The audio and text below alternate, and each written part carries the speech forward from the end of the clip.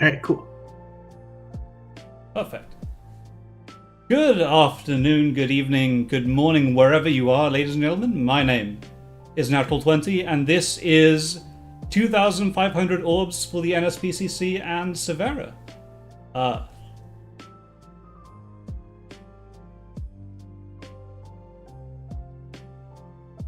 And it is an absolute pleasure to be here alongside the amazing, the incomparable, the man, Z-Shadow. Hey, how's it going? Glad to be here. Thank you very much for coming along. So, everybody, this is a charity stream for the NSPCC. The NSPCC is a charity in the UK that mainly spends its time looking after the welfare of children in the UK, making sure that they've got the services they need, prevent them from being bullied or suffering physical or mental abuse. During the pandemic, just as I think we all need a little bit more support, children and child services have needed more support as well, which is why I'm proud to be doing this stream today and giving money to them. The link for donations is in the description, and whilst I'd absolutely love to be able to do this via super chat or formal means, as a small channel, I don't have access to that. So instead, if you donate, please just say so in the chat and we'll make sure that you get your comment read out. For my part, for every Inigo I pull, I will give £5 to charity, and for every Severa I pull, I'll give £10 to charity. So hopefully that'll be at least a meaningful donation to a bunch of people. But yeah, I think without further ado, we should probably get to work with this. So I'm told the strategy is, so my aim is about a +8 of each, ideally. I'm told the strategy is just pull on green and red, and there's nothing more to it than that. Yeah, that sounds about right. You could always go colorless if there isn't either, but what are the odds of that anyway? I hope pretty low, because I will be fairly salty if I get a pity broken by Mur. Right, here we go. Okay, well this doesn't look too bad for the first one. Let's see. He has 24-inch pythons. Oh, right, I forgot the stream's also delayed for me, because, yeah, I'm watching it from here. Oh, of course, that makes sense, right? Yeah, no, I had to do the same thing last time, so it's cool. I'll make sure I don't spoil getting things until I see it happen on stream myself then. Alright, cool.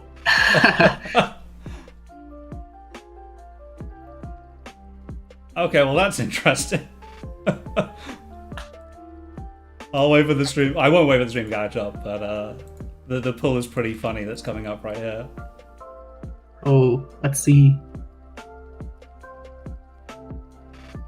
Cherish! Dude, I love Cherish. Cherish is awesome. She is one of my favorite characters from Awakening, just because she smashes things in that game. It's great. Oh wow, and Idon. Yeah, I know. Idon straight away. Here you go. I'm glad it's actually only 3%. It's not really a pity, right? It's not a pity break, right? Because I got it on the first draw, so it doesn't matter. It's a good point. Okay, game, I guess. I'm going to make a lot of people very jealous and myself very upset with this stream. I can already feel it.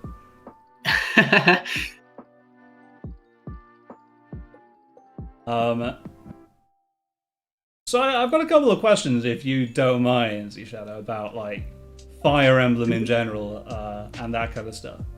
So, yeah, sure, go ahead. How did you get into Fire Emblem yourself then? And like, which game did it start with, and why do you enjoy it as much as you do? I probably shouldn't have started with this one. I started with Genealogy of the Holy War, which was probably the worst one to start with because of just how difficult it can be. The reason I really like it, at least compared to all the other ones, and I don't know if it's just like a first-person bias sort of thing, like not first-person, but like first-play sort of thingamajiggy. But like, I like the open maps. I like the story. I like all the hidden secrets within like the entirety of the game. Like I know one of the more notable ones is like Lex goes to like this specific part of the map and he gets like a brave axe or something. Or with Arden, you go down to like the beach or something, and you get like the pursuit ring or whatever. But like, there's so many secrets like that across the game that's just a lot of fun, and you never know what you're really gonna get out of it. So that's probably why I like that one at least the most. What about you? So I am a terrible Fire Emblem fan that ruined the franchise because I started with Awakening and I haven't played any game before Awakening. And Awakening is my favorite. I love it so much. Miranda. Yeah, I know. I didn't think I've drawn her before, which is why the animation took a little bit longer than normal. So yeah, I was a little, I was confused. I thought I got another 5-star inside like 3 draws. I thought she was a 5-star for a second. Ooh, which one are we going for? Colorless, huh? Yeah, I mean, if I've got to go for one, I'll go for Colorless, because that's got a 5-star on it, but... Alright, so far, I'm going to spoil this one. I've got a Selena and a Laszlo so far, but Yay! I know, right? But no Severa or Inigo just yet. Dang. I'm embarrassing, actually, so I'm a huge fan of Sev, but I never made a +10 Selena. I can't entirely blame you, because like, there's so many red units in the pool. Like, even in the 3 and 4-star one, so like, if you wanted to like do an actual merge project, it's so hard. Like, my first Crom was like 2.5 years into the game.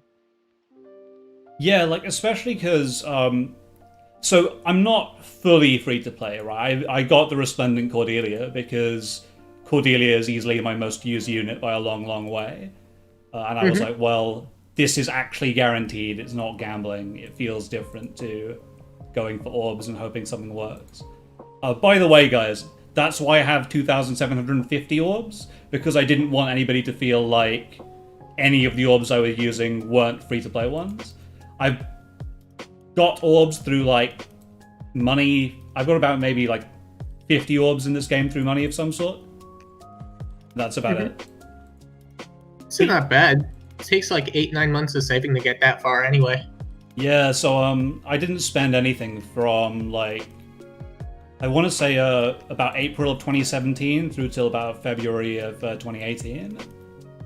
Oh, wow. Yeah, to be able to get what I needed. Well, so the only times I did spend during that were on legendary banners, where I'd spend until I got any 5-star. And when Legendary Azura came out, I was like, this is probably the best unit that's ever going to release for the next 2 years, so I probably have to get it. Yeah, you weren't necessarily wrong. No, I still think she's up there. I think she's probably been crapped by the Duo Fairy girls. I think she's probably worse than them, but like, she's still incredible. Yeah, she still kicks ass. That 3 move, like, whether or not, like, even with like peonying ground orders and all that, buffing your entire party, she still has, like, the 3 move can be like pretty jank. Yeah, the 3 move is just spectacular sometimes. So my entire AR setup for years was based around that, where I'd have a Cordelia sweep like 4 or 5 units by being danced with Gale Force. And a big part of the initial setup was the first dance is Legendary Azura, which gives her 3 movement. That means you have that much more leeway to work with. That's true. Man. I'm still kind of like, I forget, because she's not, I don't think she's a pair up either, so she's still like one of the older legendaries too, which is it's kind of wild. Yeah, I know, right? She's a very, very old legendary, but like, it's just this unique effect that makes her so strong. It's like the same reason I think that legendary Lucina is still very, very good. Because of her future vision. Yeah, because future vision is just incomparable in some ways because of how unique it is. Right. Like, because I tend to rate units that just kill things super hard as not being amazing, but like units that do stuff that no other unit can do as being really cool. like utility. Yeah, exactly. Well, even stuff like Legendary Edelgard, right? Where she gets a free Gale Force if you position her correctly, and that's really cool. Because she's the only unit that can Gale Force twice in one turn, as far as I know. I think she could Gale Force like no, it's twice. But no, I was thinking because she can move like 3 times. One on the initial hit, then with Raging Storm. Yep. Then with Gale Force. Yeah, so it is 2 Gale Force. But then she can also get Dance, which is still kind of... She can make a lot of moves.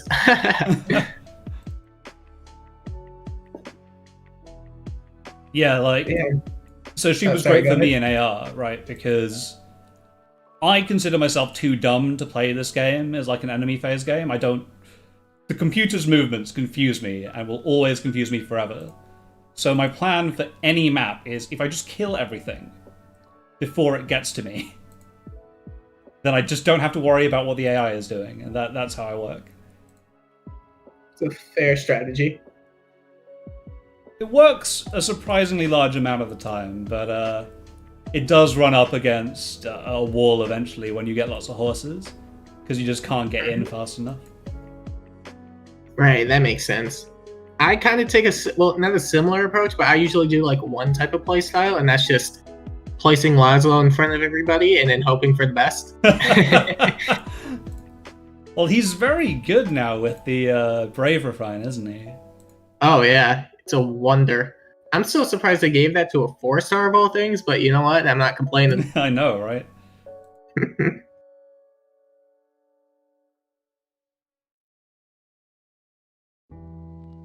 Okay, that's... I'm fine with this, by the way. So, I got an F-frame, but fortunately, that doesn't break the, Oh, it was a special summon. Yeah, it was a special summon, so it doesn't break the pity, right? Oh, nice. He actually has good fodder, I think. He was like close defense special fighter or something. I can check if we... Maybe? I think I can check. Oh yeah, there's the Ephraim. Yep, he's got close defense and special fighter. Both of them pretty good. And armor march. Nice. That is not the best bad defense is to kill everyone before they get the chance to hate you. Yeah. It's my strategy.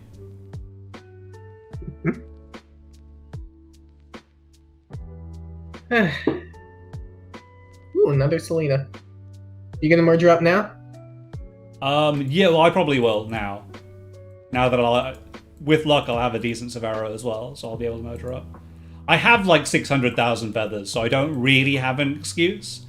But I got sad at the idea that she'd just be sat in my barracks not really doing anything. She's pretty neat.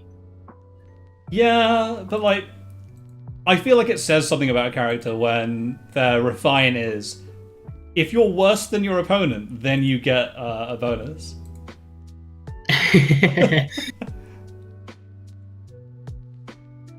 That's those refunds are something else. Alright. Hey Evan, what's up? Oh yeah, is it cool if I read out the stream? Or the chat? Feel free. Awesome.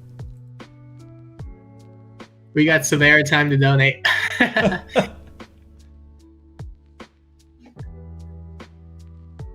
Oh man, you got a full circle of reds. I not know. bad at all.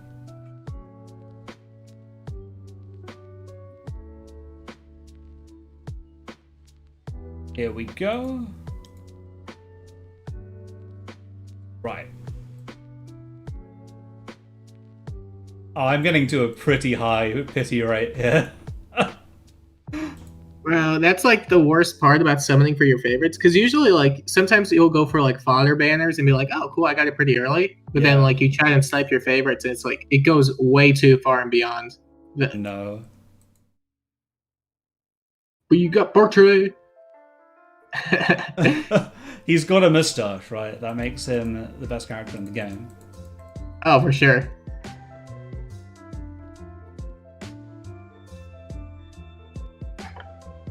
Oh yeah, have you played Three Houses by any chance? Yes, I have. I played a lot of it. So, before the chat, Z and I were speaking about favorite Fire Emblem characters, So Seva's 1 for me, and I mentioned to him that Inigo / Laszlo is number 3 for me. Number 2 is Leonie from Three Houses. Ooh. Which is very strange. Most people don't like her, but I love her. A lot of people like Marianne, Hilda, Lysithea, but like that house in general is just full of like really, really good characters. Yeah, it's a lot of fun. So I really enjoyed the Golden Deer route when I played it, because it felt a lot more upbeat than the other routes did in some ways. Mm-hmm. And I was playing Golden Deer right at the beginning, I think, of lockdown, and so I needed something quite upbeat and happy. Right. But dude, I don't know. There's like, I like most of the characters from the Golden Deer house for sure. Yeah. But like, there's a lot to love about each of the houses, I think.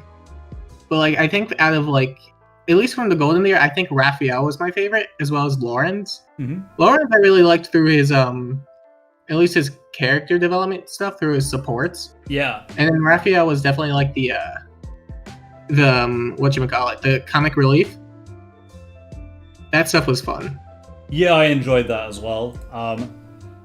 Pity rate going on this is not amazing, I'm not gonna lie. Look at this guy getting 3 green orbs twice in a row. Dude, oh, you got deked. I got deked. Dude, I like when I was streaming mine, I only had like 1 to 2 green orbs at most, but like a lot of the times it was like blue, red, colorless. And I think once I hit like the 100 mark, I got like 3 green orbs or something. You're getting pretty good with yours, at least. At least, yeah. But yeah, no, dude, pity breakers are gonna be the killer. I didn't lose my focus on him. That's weird. Yeah, no, it's the new update makes it so it decreases by like 0.5%, I think. Oh, really? That's very cool. So hopefully, actually, I don't know what that puts you at. That puts you at like 3.2. Put me at 4, I think. Oh, 4. Oh, yeah. Wow. It's still pretty good. That's not too bad. It'll be very funny if I spend this many orbs and I don't get a single one. Well, I would not wish that on anybody. It would be make for great entertainment, but I'd be very sad. You're not wrong there. But at least you're sniping 2 colors instead of 1, so you have better odds, right? I think so, yeah. So, this banner's a bit of a gift, right? Because I got 2 characters I really, really want on 1 banner. Mm-hmm. Which isn't too bad. I would say that's a pretty good treat. Yeah, it's pretty great as things go, because I get to at least try and merge up both of them at the same time. Yeah, dude, I wish I had more orbs to summon, to be honest. Last thing I expected was them to be on like a spring banner, because I figured Severa was going to get in this year, but I didn't think she'd be on a spring or like a seasonal banner of all things, you know?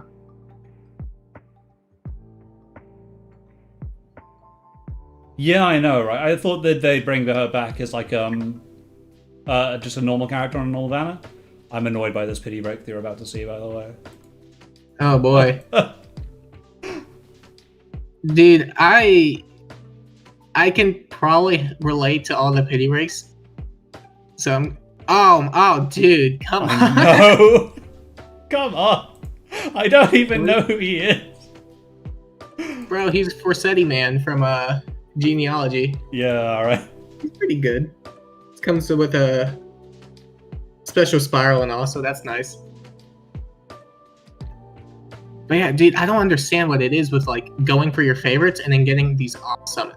I know, right? Well, I don't say I'm usually, right? Most of the time, if I go for fodder, it seems like I get them pretty quickly. But here, this is pretty brutal, right? Because I've spent, what? Like 200 something orbs? 250 so far, and I haven't got one. Oh, jeez, man. Well, hopefully you get one before the 2,000 mark. I hope so, yeah. So I checked the odds, right? And the odds of a +8 either side is like 75th percentile for 2 +8s from them. And I was like, that's pretty good odds, I think. That seems pretty high. Yeah. You're getting a bunch of Laszlo at least, so you could probably merge him up too. I think I have enough to merge both Laz and Selena up already, actually. So I probably Well, there you go. That's the compromise. It's looking like a Morph-Phase Layla stream. How did that one go? Lots of pity breaks and no Laylas? Presumably. Oh wait, was that? Oh wait, was that was before Spark, I think. Or was that like a... No, we never got a rerun for that one, I think. No, I don't think we did. I remember pulling for Layla just because she had Life and Death 4 and I wanted that for Cordelia. I think we're getting our rerun banner soon, though. I don't remember. It was the Spurn one, right? Yeah, it must have been. Like, so it must have been nearly a year ago now. Oh, yeah. I think that was like a 2020 banner or something. It's Yeah, so that makes old. sense. Can't believe Life and Death 4 is now so old. As far as I know, it's still on like 1 or 2 units. Yeah, it's still 5-star exclusive, I think, on a couple of units. Yeah, that would make sense, at least. This tier 4 skills and all. Hey, I'm fine with this. Again, you didn't break my pity rate, so I'm not annoyed at you. Ooh, 4-star? Yeah, I got another 4-star here. You'll see it in a couple of seconds. It took almost 1k orbs before he got like 2 of them, but then the other 1k he got her to plus 10. Oh, wow. That's probably pretty good, all things considered.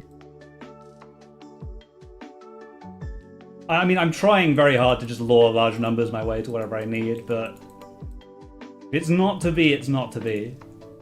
You kind of have to be like super sanguine about this game sometimes, because if you're not, you'll go crazy. Bro, summoning scares me now. I have so much green summoning PTSD now. It's like killer.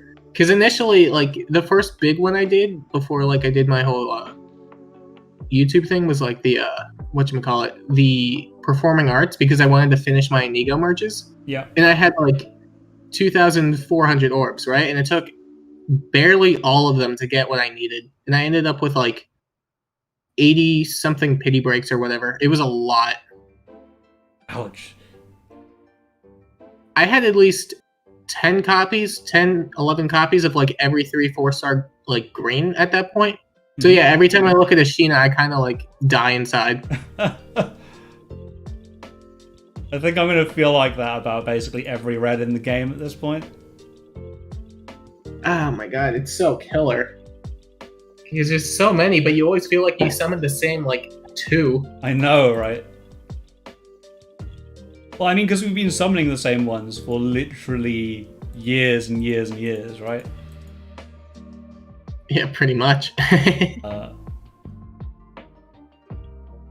Delay, I love you, but I already have you at plus 10, so... The new 4-star system has significantly reduced the hate some old heroes have gotten since they no longer mess with you. Oh, right, that's true.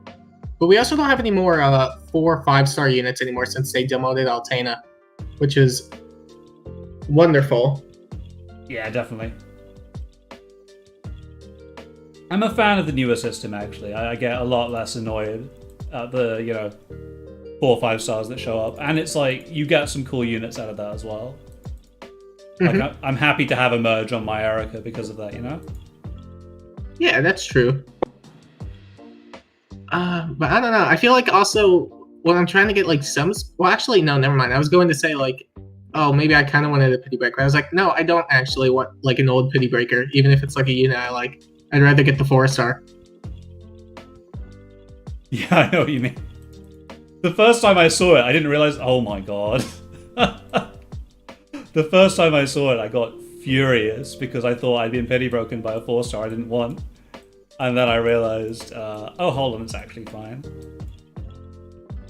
My luck is not amazing right now, I'm going to tell you. I'm telling you, you're going to get like 5 green orbs and it's going to be like 5 Inigo next time. Or the one after the one you're doing. because the stream's delayed for me. Oh god, dude. I know.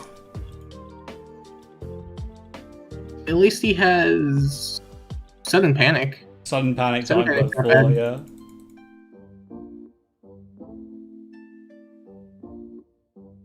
Fire Sweep Axe probably not bad either, but I don't know. I never really see Fire Sweep Axe, probably because it's like 5-star locked, but also there's not really that many axe calves worth using at the moment. Yeah, not really. And there's not really anything in like the Axe Flyer category that, you know, would use it for a Cordelia / like Shigure kind of sweep build. Mm-hmm. We're kind of limited in that regard. Yeah. Has he done any focus units? No, he hasn't yet, Vivi. Oh, right. I should probably write down which ones we've done just in case. Yeah, I was meant to do that. I've forgotten through all my pulling that I was meant to do it. Yeah, no worries. You can tell the focus units, by the way, because at the top left and top right of the right-hand screen, there's a counter and the amount of money that each of them is raised for the charity. If I get none, by the way, I will still donate money to charity, I promise. Like, there is a floor on the amount I'm going to give. But the ceiling is determined by Severa and Amigo showing up. What do we get? We get Garrick, Erica, Brave Ephraim. Yep. Loon. Was there anyone else? Oh yeah, Deke. Yes, Deke. So I think it was just 5. Yeah, it's just 5 so far. In 200... No, not 200. 400 orbs? That's not bad. Yeah. Wait, no. Wait. You know, it's 400 orbs, right? So I started at 2,750. Yeah. So wait, 400 orbs. It's like 80 a 5-star? That's not bad.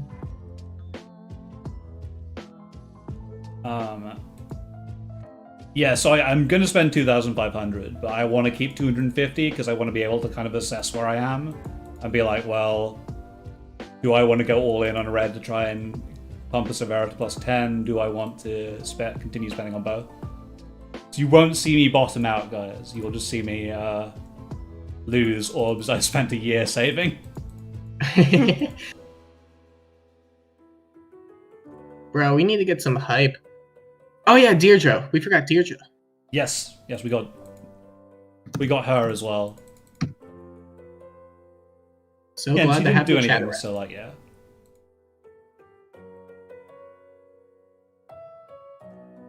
Oh, you know what? We haven't gotten any because nobody's cheering them on. We got to cheer them on. You know what I mean? Come on, please. Does begging count as cheering?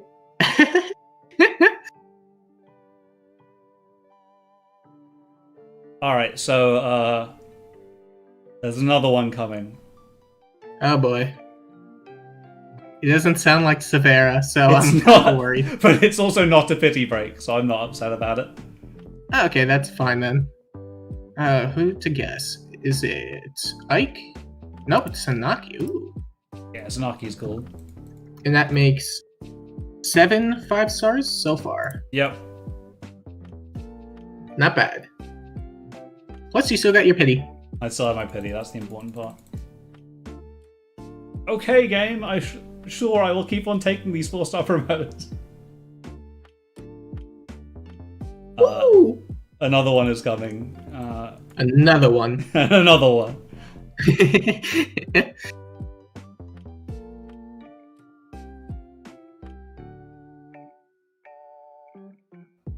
Let's see what we got this time. Spain without the S. No, it's... Ooh, Eldigan's cool. Eldigan is cool. I don't know too much about him from the games or anything like that, but... Because as I mentioned, I am the Fire Emblem Awakening fan that showed up for Awakening and then didn't go back. Not much death. I get put off by permadeath, okay? No, I get that. I like using characters and then having them live happily ever after too.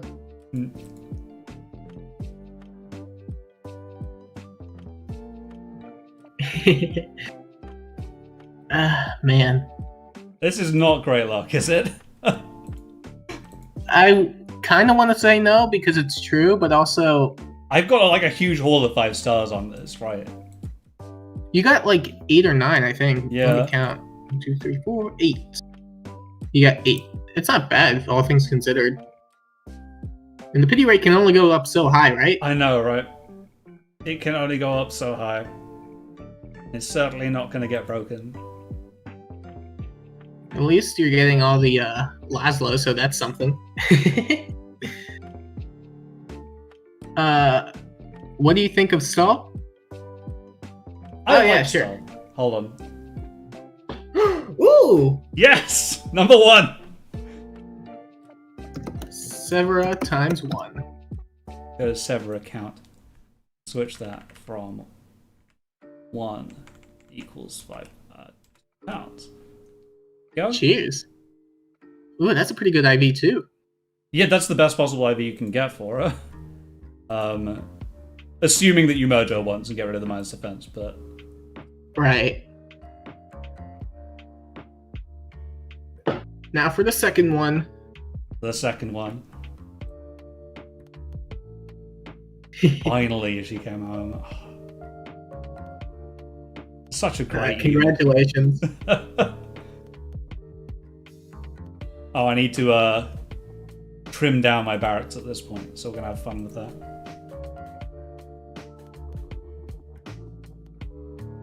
Let's see what we get. I didn't. Ooh, you got a leaf.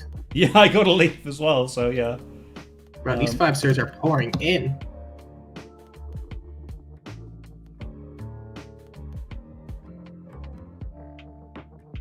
Now I have to clear out as much of my barracks as I can.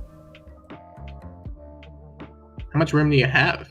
I have 430 slots. And I started with 330, right? Oh, that should be plenty. Yeah, so it's not too bad because I had so much going in. So unfortunately, everybody has to watch me just send people home now. And I'm rather ruthless. I send home basically anything that's 4-star that I don't use, which is the majority of the cast, apart from Sylvia, who I'm definitely going to build at some point in the future. At least it's convenient, because I remember back before the whole update, we had like, you had to send them home for feathers. You couldn't even store, like if you had like a 4-star that had like at least tempting fodder, you couldn't really save that.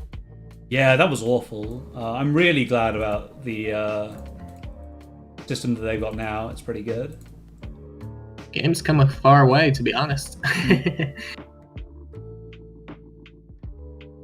Yeah, guys, sorry about the barracks management. I don't have that many orbs to spend on like increasing barrack size, so I tend not to do it unless I really, really have to. I'm still surprised they have like a limit on like how much you could send home at a time. Yeah, that part's annoying. I'd love to be able to just send home like 50. Well, it'd be even helpful to be able to send home things immediately from summon. Like, it seems pretty callous, but it will also be pretty helpful just to be like, yeah, I don't need this. Please don't occupy my barracks with it. That wouldn't be a bad idea, to be honest. But I do know, like, when you're sending home manuals for feathers, you can send home, like, multiple copies of a unit, but you can only choose 10 units at a time. So, like, they could easily do that here.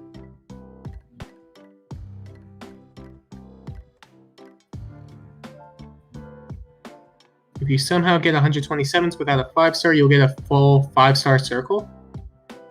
Is that a thing? That can't be right, can it? I'm pretty sure that's not a thing. They're saying to sort by rarity. Oh no, so I sort by game, and what that does is it puts the units next to each other. So I know if I forgot a unit. So this means I know if things are unique, basically. Oh, that's smart. Because I don't want to send home like unique units if I can avoid doing it. Right, no, that makes sense. I should probably do that too. Yeah, it's a really helpful way of dealing with it. Like, not when you're mass sending home literally everything, but when you're doing it otherwise, it's just a good way of knowing where you've got duplicates. Right, yeah, that makes sense. Oh, it is possible, but it's like nearly impossible. Alright, back to summoning time.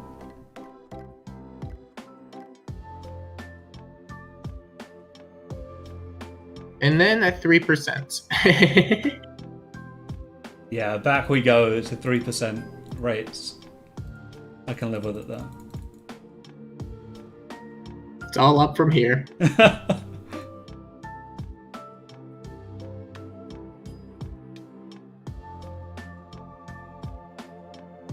The odds are less...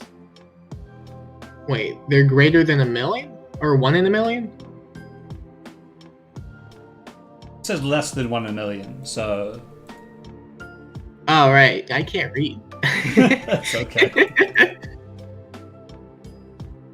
That's still pretty low. Well, actually, it could be... They didn't really specify... Well, I don't know. Well, I mean, like, guaranteed is also less than 1 in a million, right?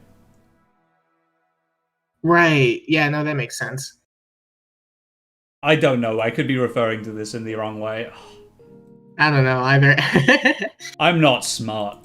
I'm just here for cute girls and cute boys. It's okay. So am I.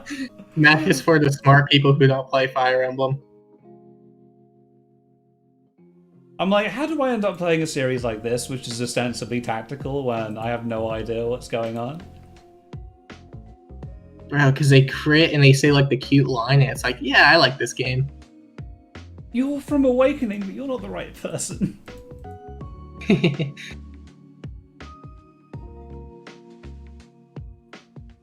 Oh wait, you got an Owain, didn't you? No, I didn't get an Owain. I'd be happier with an Owain than what I did get. Ooh. Let's see what we get. Oh, wow. Yeah. And that resets the whole pity. It does, yes. 430 barrack space and not 420. Oh, I might put myself in 420 barrack space. Maybe.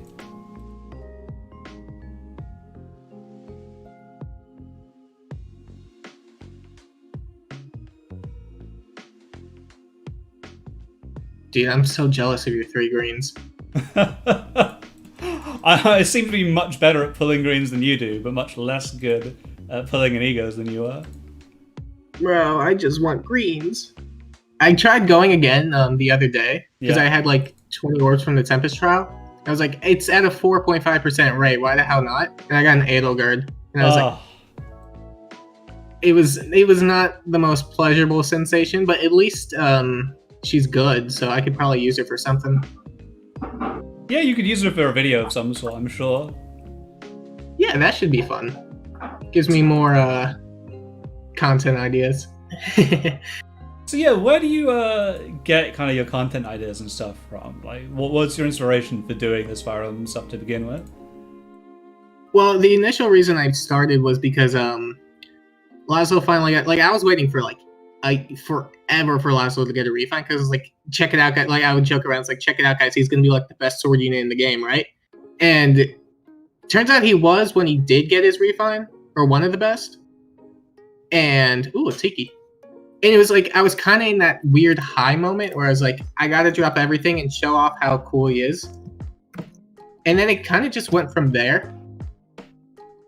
In terms of like content ideas, that one is more tricky because I'm always trying to think of like new stuff to do, which is why like I rarely kind of stick around with like a series as much as I try. Like, another Garrick? Wow. Yeah, I know. Garrick is in love with me.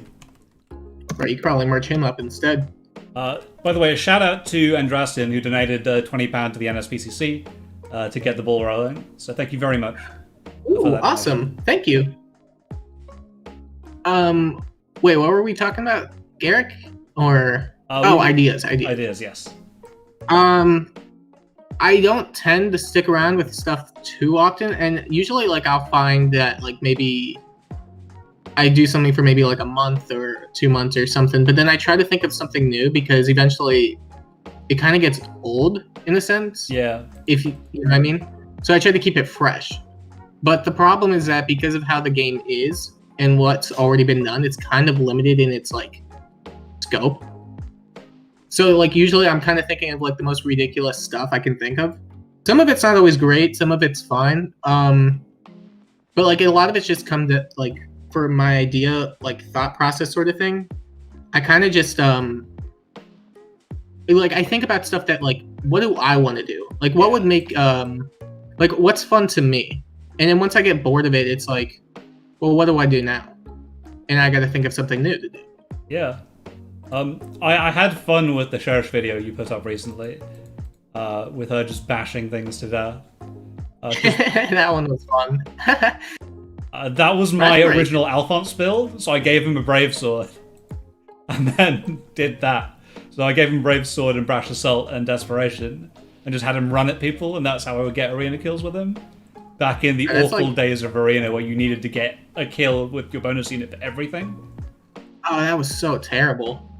Because like you could run into like you could be on like Ana bonus week and then like run into a bunch of Surtur. And I was like, that's not happening. Ooh, a Gray. Yeah, the Gray's cool. But yeah, apparently my rate of just getting 4-star, 5 stars is ridiculous. And my rate of getting pity broken is also ridiculous, as it turns out. Bro, I don't know if the rate of getting a pity break is higher than getting a focus. A Fallen Marita, ooh. Very cool. I gotta check how many you got now. 2, 3, 4, 5, 6, 7, 8, 9, 10, 11, 12, 13, 14, 15 5 stars. Somebody's pointed out, I can't believe he's pulled more off-focus Garrix than Severas and Inigos combined. That's wild.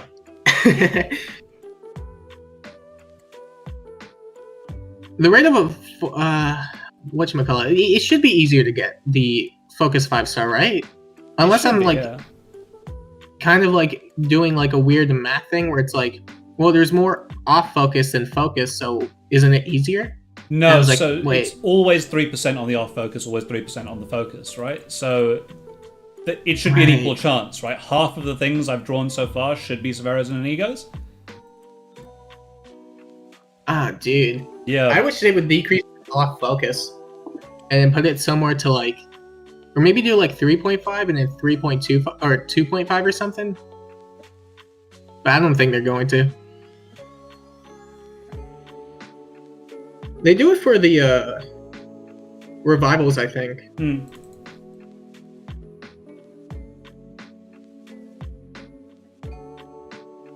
But yeah, no, I gotta think of new stuff to do as well. Because eventually I'm gonna get bored of whatever I'm doing too. That's always the hard part. So for me, what I do on this channel, aside from getting pity broken in my pursuit of Severas, is Let's Play content with my best friend. And so that's like a pretty evergreen stream of stuff because you just get to play games that you want to play.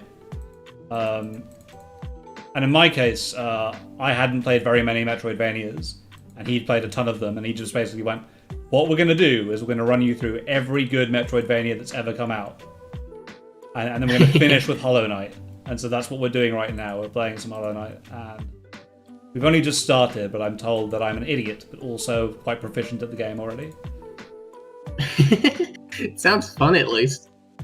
It's a lot of fun. I genuinely enjoy doing a lot. I think that's pretty much like the important part about it. Like, rather than trying to focus on like trying to get like, I don't know. I don't know the. I'm blanking on the term right now, but basically, like, it's better to just focus on stuff that you like. That makes sense. Yeah, that does make sense. But yeah, no. Do you stream it on YouTube or do you do it on Twitch? I don't. So I post up LPs on YouTube as normal YouTube videos. I don't stream very much. This is kind of like the first time I've done a proper stream of any real sort. which is why I was so nervous about it to begin with, because I was like, what if something goes wrong? Oh god. You know, nothing has gone wrong aside from my inability to pull the characters I want, but that's entirely expected.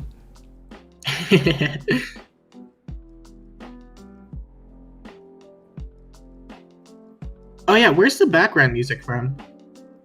Oh, so yeah, so I am playing background music by a label called Game Charts that do video game remixes, and I thought it would be a good thing to just have on in the background. Ah, sweet. Yeah, because they're asking about it, like if it's from Child of Light by any chance. No, so the background music right now is Midna's Lament. I don't think it's from that album, though. It's from Zelda and Chill, apparently, which is the album. Neat. It's a very good album. I enjoy it very much. I'll have to check them out. Music.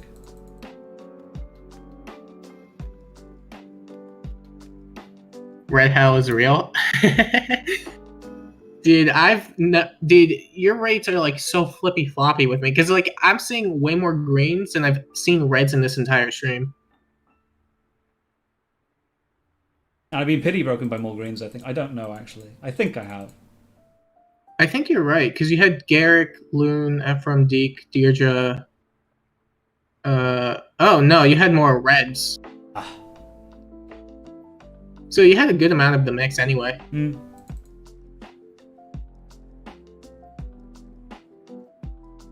Bartra, your moustache is ridiculous. Okay, I just want to say that. Like, I'm proud of you for repping like a good moustache, but still. Bro, he's a hard carry in the Blazing Sword. I remember playing it like forever ago, but like it's been so long that like I'm replaying it through like an Iron Man on stream every Saturday night. So like I'm still going through all this. I'm still like remembering everything. I remember a couple details, but like not everything from the entire game. So like I don't remember if like Bartre was actually any good or not, but he was actually like pretty much carrying every map since chapter 11, which I thought was hilarious.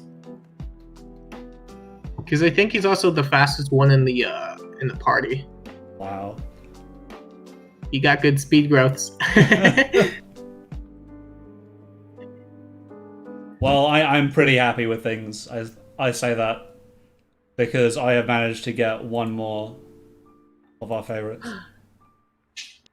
You did? I did. Awesome. All right, let's see. Oh, nice. Bring Inigo ×1. Yep. Perfect. That's 15 moolahs. So that's 650 orbs to get one of each. I'm very happy. Progress. It's progress. That is now 15 pounds for the NSPCC.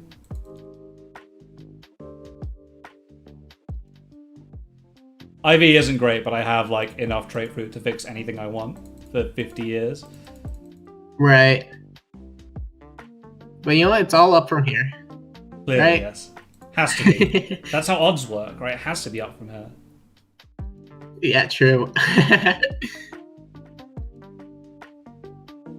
Bartre was never good, but almost any character is usable. Oh, is that the case? Dude, it really has been so long since I played. But, oh man, yeah, Bartre is he's been carrying. I promoted him last stream, and he's now like this really fast warrior with bows, so it's really great. That's awesome. I, however, got another Severa, so haha. Hey, it's numero 2. Dos. There we go. Boom. Amazing. Now it's looking up from here. See, now that's much more reasonable. It's about 600 orbs for 3. Yeah, next time it'll be 4.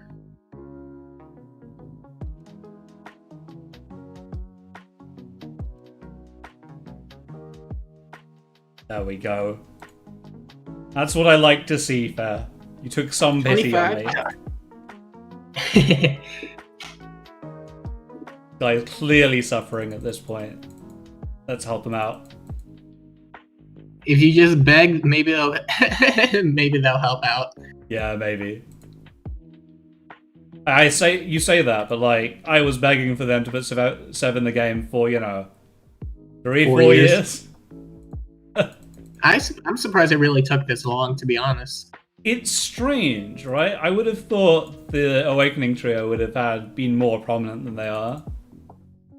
See, that's the funny thing too, because it's not like they didn't like focus on the Awakening trio at all. Like Inigo, his first ult in like the first year, and then Owain got in the second year. Yep, and then just Sev didn't get anything. Right. So I gotta wonder, because like I don't know how they like really prioritize any characters, to be honest.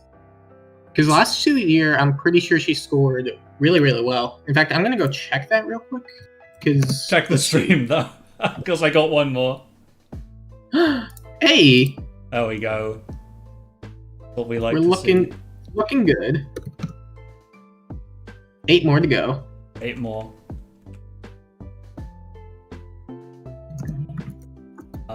But yeah, so when they introduced the duo hero thing, right, and then we got trio Pegasus sisters, I was like, oh come on, you've got to do trio Awakening trio, right? Yeah. Have them be like a duo hero, because that'd be great. I don't think they're going to anymore, but still. I still am holding on to my theory that if they are going to add original Severa in, it's going to be this year because it's a Gen 2 banner. Which means, hopefully, because the initial thing was like, because I think I brought it up earlier on stream where it's like, I expected them to be this year, but not on a seasonal banner because of the like pattern with banners in general for Awakening. But if it still stands, you never know, we could get a second one. Yeah, it'd be interesting. But like, I will be very, very trolled if a Severa comes out immediately after this banner, or like within the year. I'll be like, well, great. So, because I am going to start saving again once this is done. Proper hard this time, because I want Leonie when she comes out. We are getting new heroes on the 6th, so... Wait, no, we already got 3 houses, so it's probably not going to be 3 houses again. Well, even then, right, I'd want the time skip version of her rather than the original version. Original? Yeah, because, like, if you're free-to-play, you kind of have to make that pick and be like, well, which word version of the art do I prefer? And I prefer the time skip art. But, like, Leonie for me is the first character where I actually made, like, a Fire Emblem-based YouTube video. Oh, wow. Because in 3 Houses, there's a sword called the Cursed Ashia Sword, which is a refinable weapon that gives massive amounts of crit to the character that has it, right? Something like 50% crit. And I also realized in 3 Houses that if you've got somebody who has Astra and Lethality on them at the same time, every hit of Astra can proc Lethality as well. That's pretty gross, dude. So, if you do the maths out, right, that combo means that when you Astra a unit with lethality and you've got Lethality, the percentage chance of it dying is equal to your dex. Jeez. So, I said to myself, well, okay, I want to build a character with really high dex to make this work. Who's got the highest dex growth in the game? The answer's Claude, but I was like, alright, well, Claude probably needs to do his own thing with flying around. So who's next? And the answer is Petra and Leonie. They have the next highest dex growths in the game. Apart from maybe Lysithea, but I decided not to do that because that would be very silly. And yeah, if you do that, and you just dump dex into her, she becomes a complete killing machine. Like, to the point that she carried about 7 or 8 maps of Maddening basically on her own. Wow. Yeah. It's unbelievably broken. Because she gets nearly a 100% crit chance if you give her the Cursed Sword as well. So she like hits enemies for 60 damage in a single hit, and you're like, well, they're dead now. They can't do anything. So I was very proud of myself, made this video, and then I was like, well, she's my favorite, right? She's the one that I had an idea about and like brought it to fruition. So I love her because of that more than anything.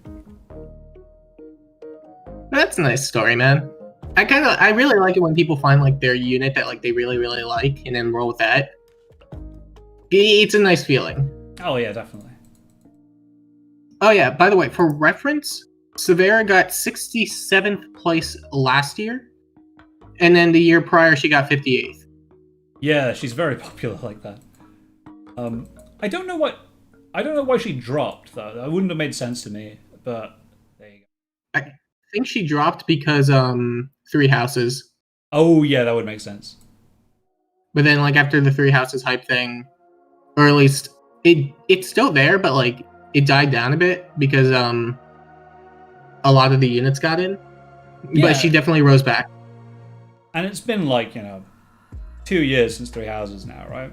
Almost. Almost 2 years, yeah. Yeah. Kind of wild, it's that old.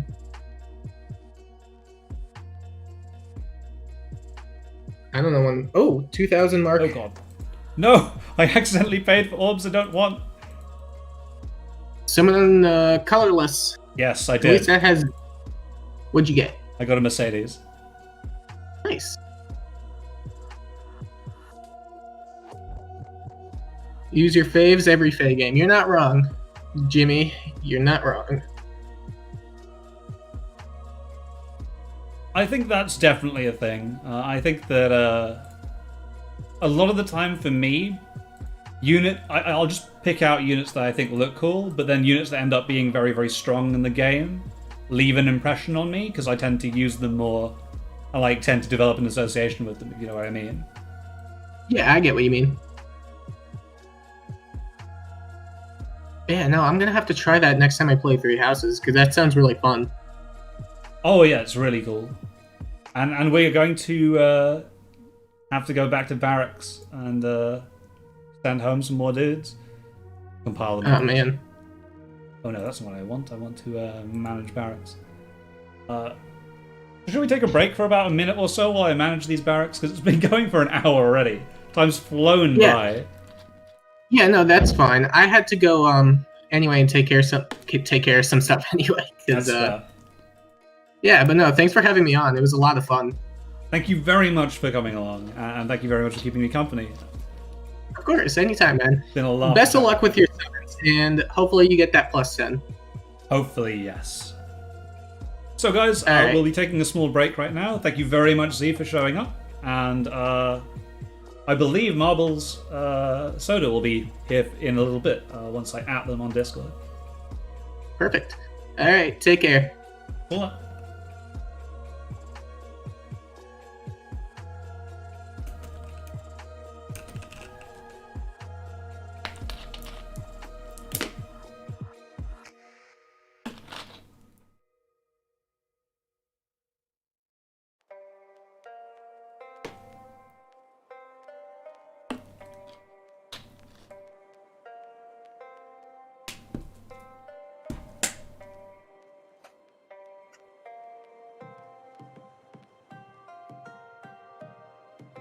Boo.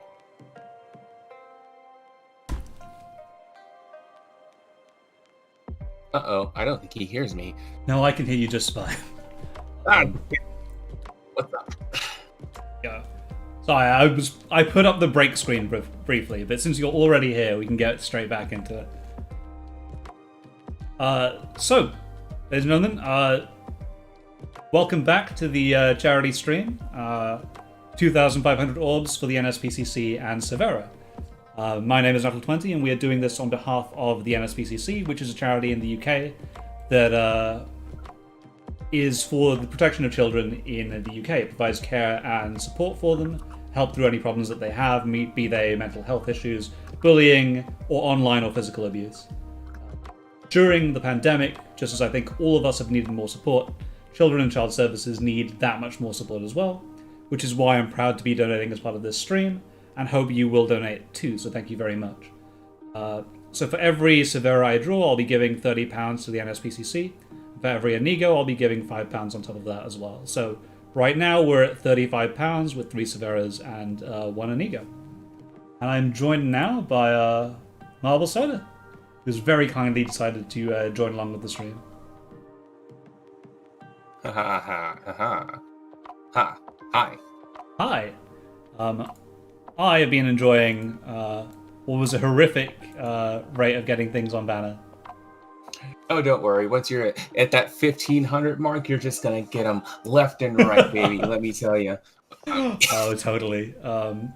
So right now we've got the fun of managing barracks.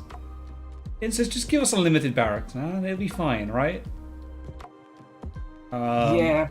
Good thing you can turn things into combat manuals now. Because back in the day, I actually have like 600 barrack space because I'm poor at managing my space. And also, it's at 620 because I originally set it to 420 because I'm literally 10 years old. And then they automatically increased it by 100 twice over the course of a few years. And now it's like 600 for no reason. And I was like, no, you ruined my fun. Damn them giving you more barrack space. Instead of letting you have funny number forever. Right. I have, actually, yeah, in this case, I think I do want to set things down to rarity, don't I? Yeah, I think it's pretty optimal.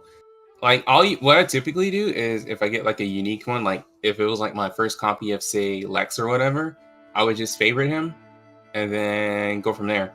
That way, I don't accidentally send out anything that I either am planning to build or keeping uniquely so I can farm hero feathers for him. Yeah, so I'm terrible at farming hero feathers. I never do it. Understandable. It takes a while. Yeah, it takes a while, and like, if you want to set up a clicker program or something to do it as well, it's a bit like, do I have to? Yeah. Luckily, these days, phones are pretty powerful, so most people tend to kind of run their macros on their phones like while they're sleeping or whatever. Yeah. And that works. My phone doesn't let me do that, unfortunately. Otherwise, I totally would be on board. Oh, god damn it. Click back instead of clicking send home. Oh. Not the worst, but it means that I'm delaying everyone a little bit. I apologize, guys. This is the necessity of this stream. The other problem I have is when sending home things, I forget which ones are Grand Hero Battle units that you don't really want to send home. Yeah, you mean like your Zephiel and Kim? Yeah, exactly. Look, I'm not very good at this game, and I need the guides. And so I need the units for them. You mean like how you just press back again? It's okay. Not everybody is a Phoenix Master. You're our base free-to-play god. I mean, like, I rely on him a lot because of how free-to-play I end up being. Yeah. I still watch this stuff too because it's always fun like to see a different perspective. Like for people who don't know, like I do tend to well on this game a bit. I'm not like a super well where I have like a +10 vector or some mess like that. Just like I saw the summer loot and then like regular loot and I was like I'm gonna +10 that immediately. So like I have my favorites. But outside of that, a lot of times I mostly roll for fodder because I have like only a few units that I tend to like go kind of crazy in on. I know people have a few units like that themselves. Yeah, I never... Like, I thought about spending money on this game a few times, and I have, as I mentioned, done Fey Pass a couple of times, so I could get upgrades on, Lucina and on Cordelia, because they are the absolute backbone of basically everything that I do. So I'm totally not opposed to doing it, but the rate on Orbs is very high. Oh no, it's actually ridiculous. This is definitely one of the more greedier gacha games, so if you're not spending on it, more power to you, actually. Yeah, I mean, like, so the pricing's always confused me, right? Because if it was a little bit less expensive, I'd probably go in, you know, a couple of orbs every few months or so. But because it's quite so high, I tend not to. I think they'd probably make more that way. But you Yeah, know, so like what I do is I just pick up like the monthly packs and the format packs. I only buy packs. I don't buy the regular stuff yeah, because that stuff is highly inefficient. Aside from maybe trying to pick up the $40 pack, that is the most efficient one as far as your orbs and money cost goes. hmm And like maybe I'll occasionally pick up that one, like when I'm looking at like some fresh fodder or something on a banner. And I usually tend to get my fodder decently quick. Unless it's like something really weird. Like I did this banner the other day and I was like, all right, I don't really want too much crazy out of here. So what I'll do is I'll roll colorless, snipe it until I get like one pity break and then bail. And then I got to like 6%. And then I was like, well, that was a mistake. but I got the mirror and then I was like, well, now I kind of just want to keep it. Oh no! So I got pity broken by Jill, but I'm okay with that as things go because she's very good, and she has a lot of very, very good fodder. Hella fodder. Fodder hurts a racing. It's the only way. Right, let's go. Like, speed def rain is something I've wanted a lot of anyway, so absolutely fine with that. Hey, it means you don't have to fodder your Lenja. Yeah, I'm not going to follow that, Christ. Have you seen what you can do in AR with that unit? That unit's an actual cheat. Yeah, I'm I know. telling you.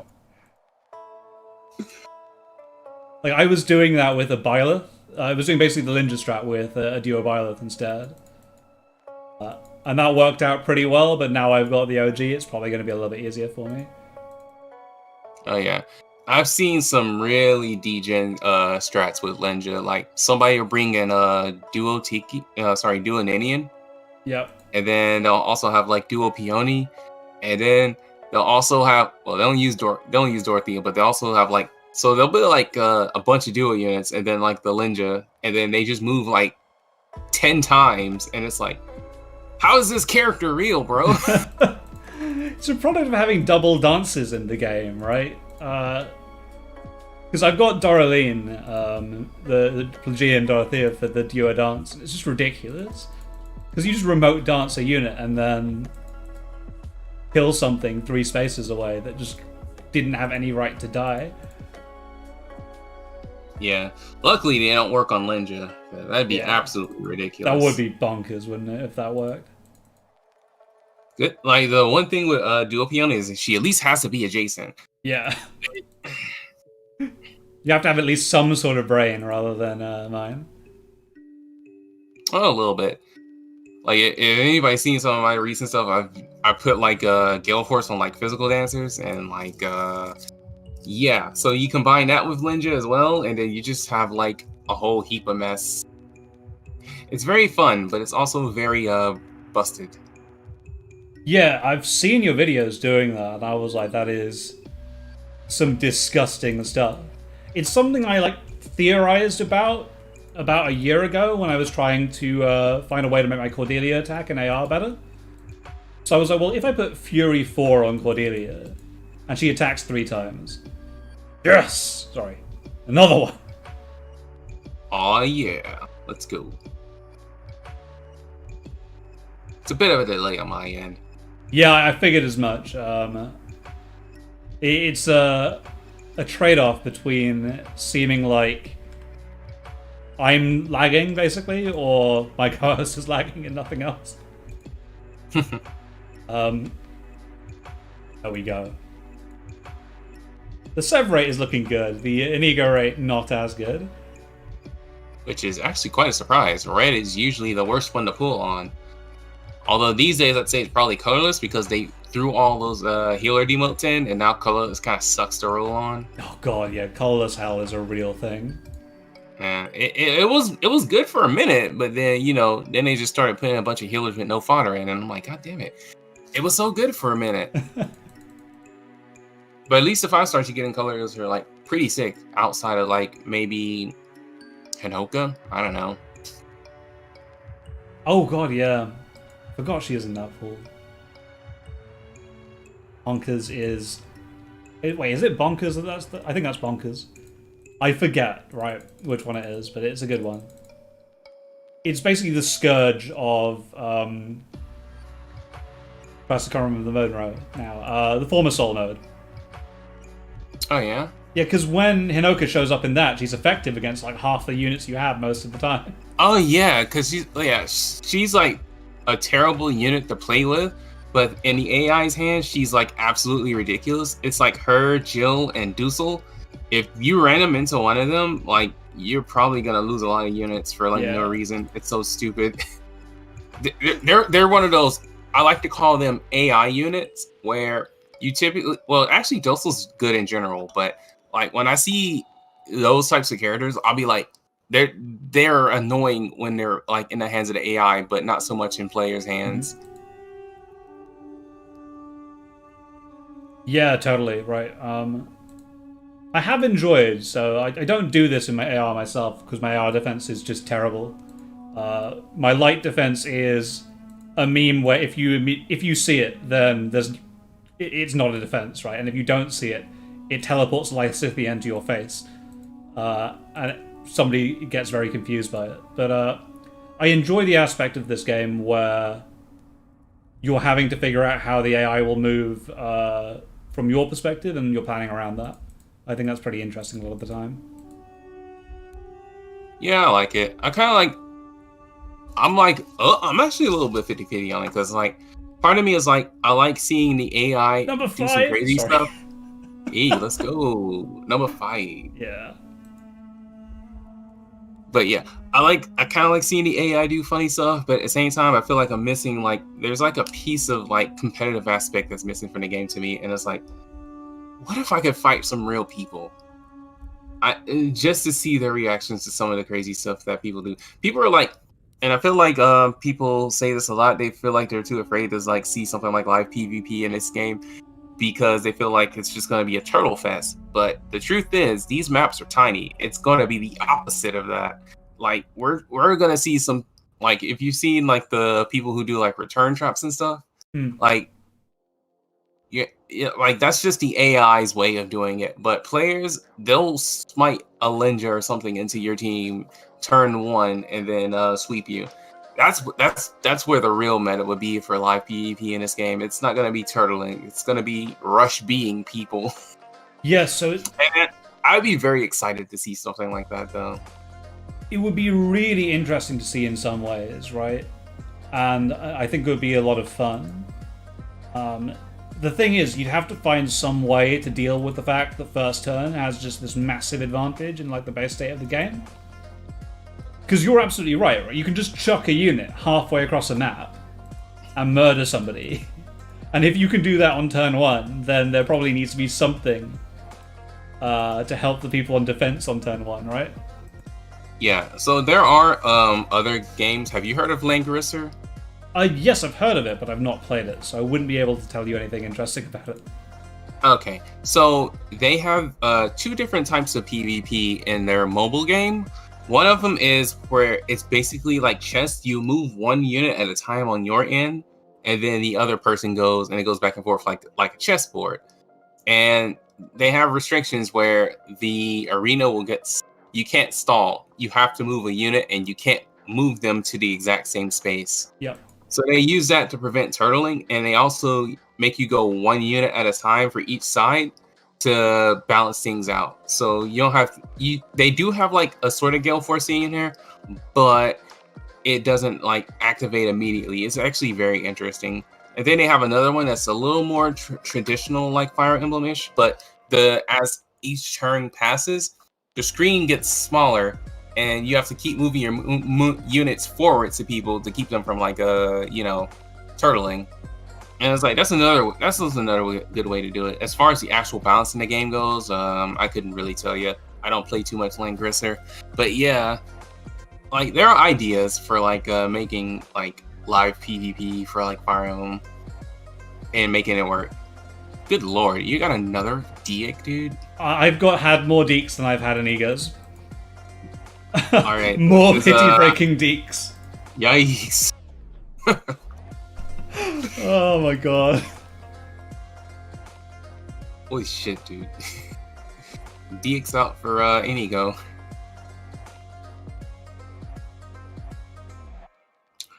Ooh. I don't know if anybody around here heard of this one, but there's this game called Fire Emblem Multiplayer. It's kind of like a fan project. It's like based out of like the GBA games, and it's like you basically get the PvP and GBA on like full maps, and it's actually super fun. Y'all should check that out. I don't know if I can dig it up again. Like it's been a few years. That game was fun. And that's another thing that makes me feel like, man, this game would be so good with like some PvP if you actually balanced it or tried to balance it. Ooh, yes. I would love it. We've got a £10 donation to the NSPCC from Saint Seiya, who says £10 for the Severa I pulled, with love from my Rotic on the SA Fair Discord. So, Something Awful's Fire Emblem Discord is where I come from, basically, if I could say that I came from anywhere. And there are a bunch of solid guys that have been merrily laughing at me as I've craved a Severa for years. So there you go. But I'll definitely check out the versus Fire Emblem thing. It seems really cool. I enjoyed that a lot with Advance Wars in general as well. Back in the day.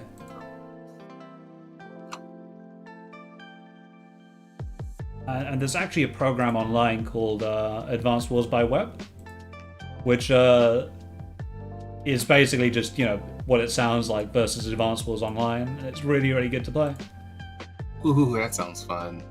I wasn't super big on Advance Wars, but I do like me some tactical multiplayer, let me tell you. I think you'd enjoy it.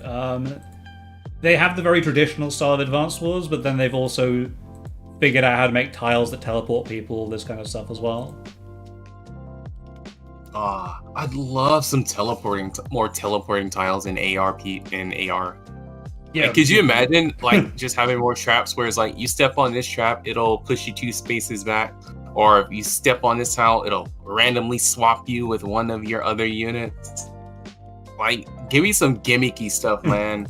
Like that's a wild shit I want. Yeah, definitely.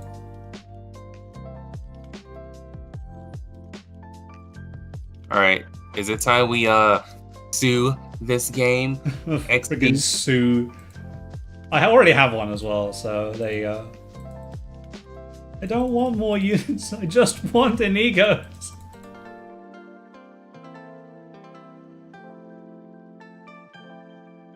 This is easily the wonkiest summoning session I've seen in a while.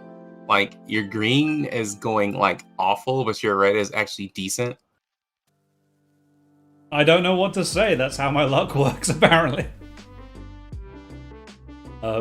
At around, I think, 1,000 orbs, we'll have to assess whether we just go all in on Sev and leave an ego in the dust or not.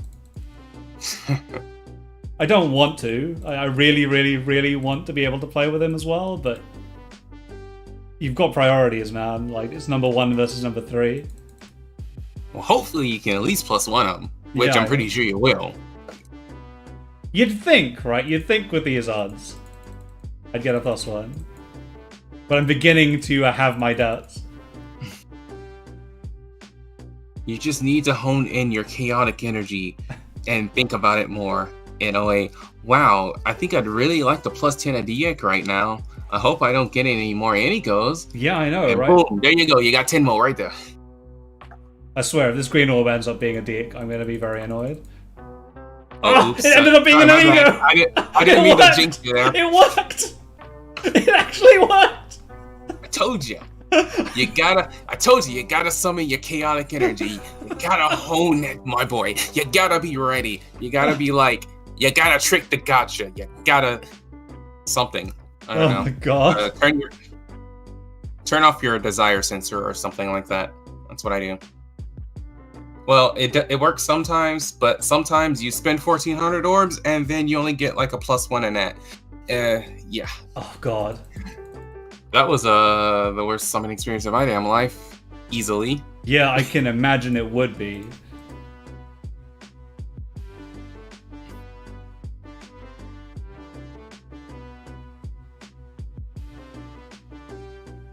But hey, there we go. We got a +1 now. Easy. Ooh, I need to change the Inigo count as well, don't I? I forgot about that.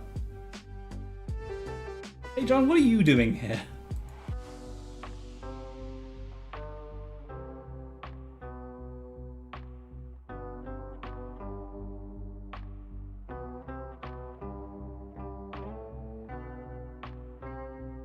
I don't mind you, but you're not the flyer. You're not the red person that I'm looking for.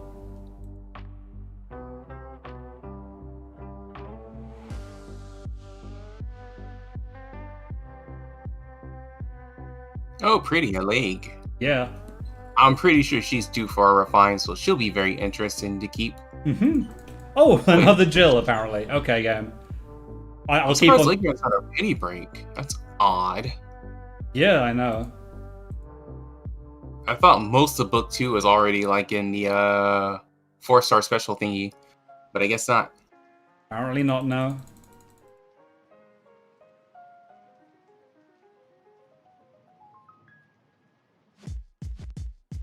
Alright, let's see how much reverse energy we can put into this next Inigo. Oh, right, it's just Jill. I will take Jill Jill's, right? Jill's are good. Jill is a very, very good unit to have because of all the good fodder she has. Oh yeah, she is loaded with fodder.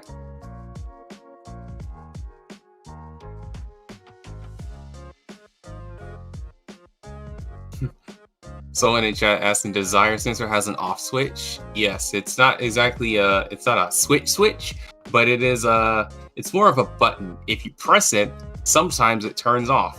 And then sometimes it doesn't. And it's very hard to turn off because greed and human desire is very interesting, let me tell you. Look, 50% of the time it works every time, okay? Yes. It works all the time, half the time.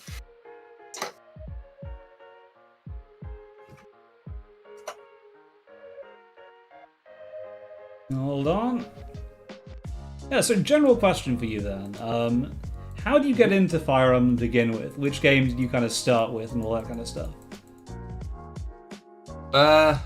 Most people, at least in my time when the Brawl days were out, I was one of those Smash kids that got into it that way. I was like, well, at first I was going to play I didn't play it till like around like 2008, so like the GBA games were still kind of fresh-ish around that time. Like so I started with the GBA games, specifically 7. So that one's like my personal favorite, even if I think I like Sacred Stones a little more. It's a little bit of a mixture. I like all three, honestly. But yeah, I started with Smash, and then I started actually playing the games, and then I thought they were very fun. Like, they definitely had their charm and their moments, and honestly, have you seen those animations on the GBA games? Oh my god. Literally nothing compares to it. Like, not a single game that I played after that, as much as I've enjoyed some of them, like Three Houses and kind of the Telius games, like, dude, those animations are just so juicy. Like, I can't get that feeling back. It's so good. I don't know why, but I'm not sure where I'm going with this. I just started with the GBA games, and I think they're sick. Yeah, that's fair. That's what I wanted to hear about. So, like, which of those ends up being your favorite game in the series, then? While I do some barracks management. Oh, barracks time. Let's see. For me, I have to say my all-time favorite is Sacred Stones. And a lot of people are very weirded out by that because of how easy the game is. And for me, it's not like that kind of... Okay, I'll put it like this. Awakening and Birthright are some pretty easy games in their own right. Even easier than Sacred Stones, in my own opinion, right? But sure. With the way easy is done in Sacred Stones, it doesn't feel like it's too easy. It's kind of like... It probably has more to do with the content and not so much the difficulty for me. Because when it comes to Sacred Stones, it's one of the few games in the series that has a post-game, like an unironic post-game. Like, it's one of those things that I feel like is missing from Fire Emblem. Like, the difficulty increases, the lunatics and stuff like that, it doesn't feel all that fun. But you give me a good post-game, that creature campaign, dude, that shit slaps, man. Like, that's what I want. I want, like, content. I don't want like fake difficulty and ambush spawns and funny stuff like that. Like that's what really solidifies Sacred Stones as like my favorite to me. Like that's really interesting. So I think that I broadly agree, right? So I don't mind the ambush spawn difficulty stuff. I played a lot of Three Houses on Maddening because I thought it was really fun to play and completely break open. But, you know, I still think there's a bunch of really cheap stuff in there that's not enjoyable to play against. So I completely get that. Honestly. Like, Awakening is my favorite game, right, in this series. And one of the things I think it does very well is maybe not the post-game, but the DLC that it has behind it, I think is actually quite good. So you get I've heard like lots of good things about the DLC for Awakening. I never really played it though, because I'm not a DLC type person. I feel like if it was like a post-game that just kind of came with the game, I think I'd probably enjoy Awakening a lot more. Yeah. In terms of that, because so say what you will about Shadows of Valencia and that awful DLC price, but that post-game kicks ass. Yeah, so one of the things I think that, you know, even if it's DLC, like, what it does is it has a challenge map at the end, right, where you have to face a tremendously powerful enemies in quite a difficult map with a time limit. And that's quite an interesting challenge, and it often helps focus, like, what you want your endgame builds to be, all that kind of stuff. And I like that a lot. And then it's also got, you know, a bit of a story campaign as well about, like, the kids in Awakening and all that kind of stuff, which I think is pretty good as well. And so, yeah, I could totally see why, like, a post-game would be such a good thing for a Fire Emblem game in general. So then, like, who's your favorite character in Fire Emblem as a result of that? I have lots of odd picks. Like, I don't have, like, it's hard for me to say that I have, like, a number one pick. Mm-hmm. But, like, I have, like, a collection of, like, it's usually not single characters. It's usually character duos and trios, or they're, like, whole groups. But if I do, like, want to think of, like, a single character, it's Lute from Sacred Stones. But it's usually, for me, it's, like, the couples or teams or whatever. For me, it's, like, May and Bowie from Shadows of Valencia, or Lynn, Hector, and Elliewood from 7, or then also, like, Chad, Rai, and Lou from 6. Yes, another Severa. Oh, yeah, let's go. We got another one, boys. Count 6 equals 60 pounds. We are now more than halfway there on her, so I'm happy. Nice. But yeah, the rate is completely wonky, apparently. Just triple the number of green focuses that we've got.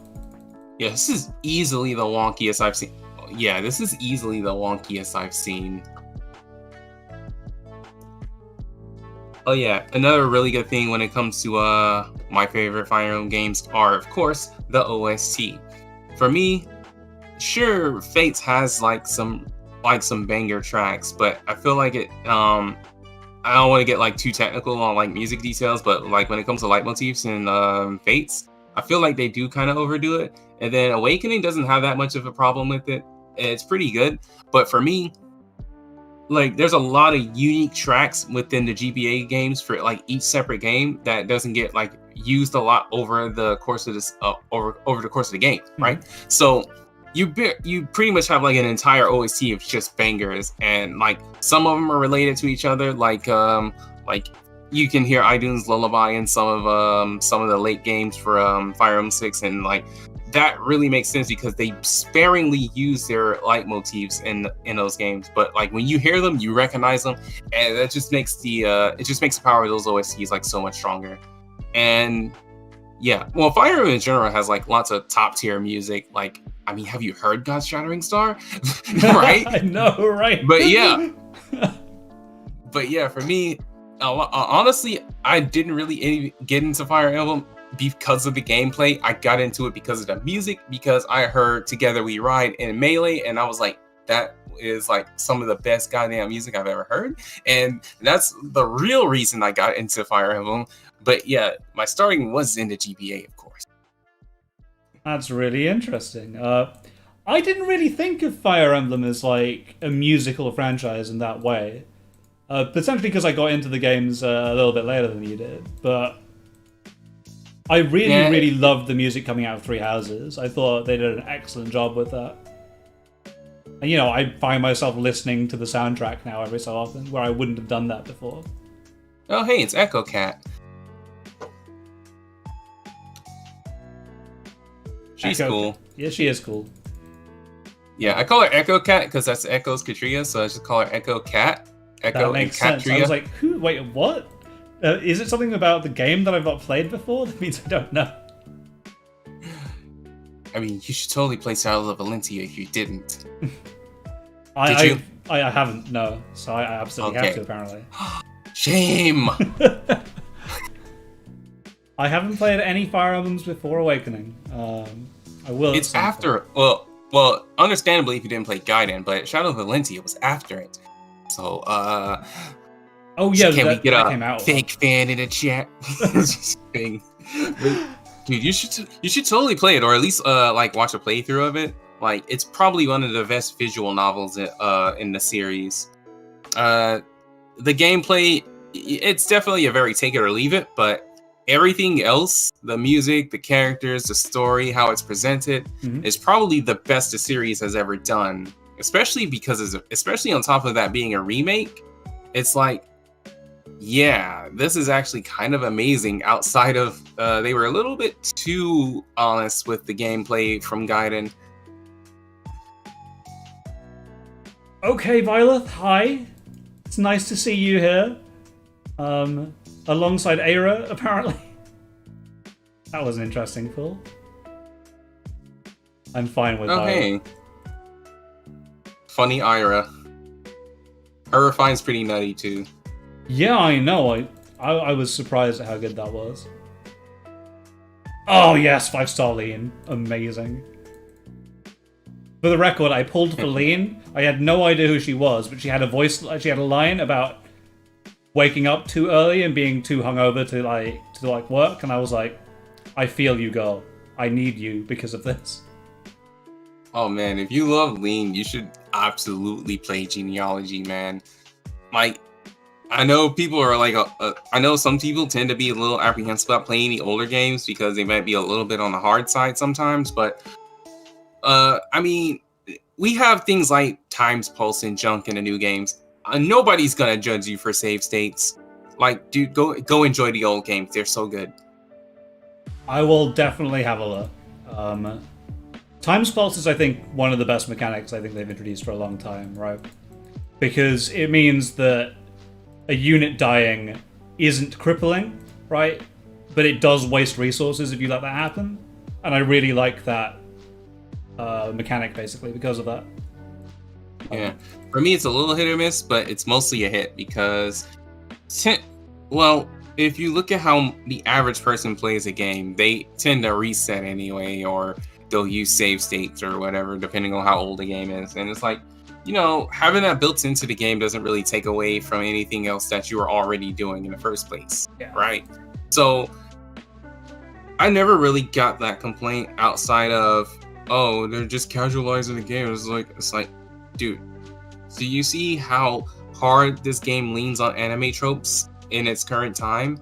And it's like, of course they're leaning to casuals. And the game was just surprisingly harder than other casual games like Mario or Zelda. Yeah. But it doesn't mean it wasn't already a casual game. Outside of Thracia, but aside from that, like, there's always a way of finding, difficulty in a game if you want it, right? You can choose not to use Time Spells if it exists. It doesn't hurt you by it being there. True.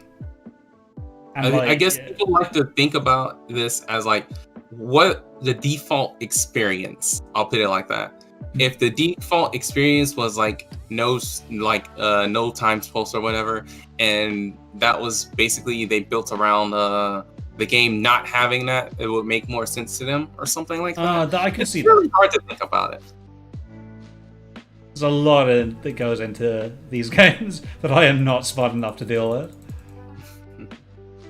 I just want to like get a Wyvern Lord and throw it at an opponent, and that's it. And that opponent disappears.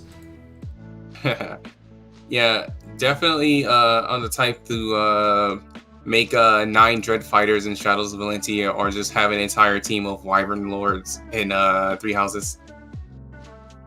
Just everyone's on a Wyvern. Everyone's on a Wyvern. Hilda's on a Wyvern. Yeah. Marianne's on a Wyvern. Who cares? Let's put your boy Ignax on one too. He can use a bow from a Wyvern. It counts. Question from the chat is: has Nat said who Sev's canon dad is? The answer is Robin with red hair. Deal with it.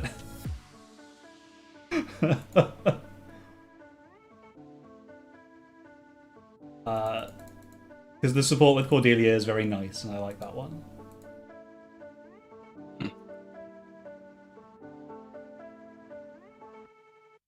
Yeah, so like, how did you start streaming fair stuff then? Like, what gave you the idea to like show up on YouTube and be like, "Here's something dumb I found that's super cool"? Well, it's a longer story, but Tell me the long story. Okay, fine. So I didn't originally start streaming and posting videos when it came to like Fire Emblem until Heroes came out, because I was like, this game's actually gonna be kind of big. Like, I feel like Fire Emblem's actually starting to find its like American audience and whatever. So I was like, it'd be pretty fun to play and stream and junk like that. And it's like, because before that I was just like kind of playing like this random Korean MMO game, and like had a pretty decent install base from that, but you know, they mostly transitioned out as I transitioned into Fire Emblem, and it was definitely a very different game from what we're doing right now, because like it was like one of those like fake competitive games, kind of like AR defense, but yeah, it was like PvP and junk like that. So I moved out of that into like a strategy game, and you know, I thought it was very interesting, but at the same time, it was like I was kind of just doing whatever I wanted and just like posting music and just kind of playing around with stuff on the internet. I didn't really think about like suddenly coming into an audience or whatever. But then when it happened, you know, I just kind of rolled the wave. It was like, because it was like, if I did anything like Fire Emblem later earlier, I'm pretty sure I wouldn't have made it, because I have probably some of the most extreme hot takes of this game that are like, I mean, they'll make the sun burn out. They're those kind of hot takes, let me tell you. Surely that's good for viewers. Sometimes. But sometimes I'm like Owain or Odin, whichever one you like the most. I cannot control my chaotic energy, my vibes, my hand. It burns. Oh, he's a great character. They say some really head ass stuff sometimes. Let me tell you. Would you like to take a sample of my absolutely infernal hot takes today? You know what? Against my better judgment, yes. Let's go for it. Let's see how outraged the stream gets. Fire Emblem 9 and 10 have the worst OST in the series. It's easily the most boring sounding game, and on top of it also being the slowest game. Oh. I'm sorry, that's just how it is. Birthright is actually more fun than Conquest. I'm sorry. Oh no, I agree with you on that. Completely. I despise Even Conquest. If the characters in Conquest are like a lot more fun, because everybody on Birthright is like a bland piece of toast and are extremely boring. Yeah. No, I agree with you on Zama. Conquest, right? I can't stand... So, in fairness, I did this to myself, right? Oh man, I got a Fallen Julia. Apparently this is the Fallen banner now. I got a Fallen Celica and a Fallen Julia immediately. Nice. But, so... I agree with you on Conquest. So I inflicted this on myself, but I played Conquest, Lunatic, Classic. And I didn't use Royals because I thought they were cheap. Uh-oh. Yeah, and so what happened is I got through the entire game. It was excruciating. Then I got to the final battle, and there's the absolute idiocy, which is no save point before the final fight in Conquest. And I was just like, you know what?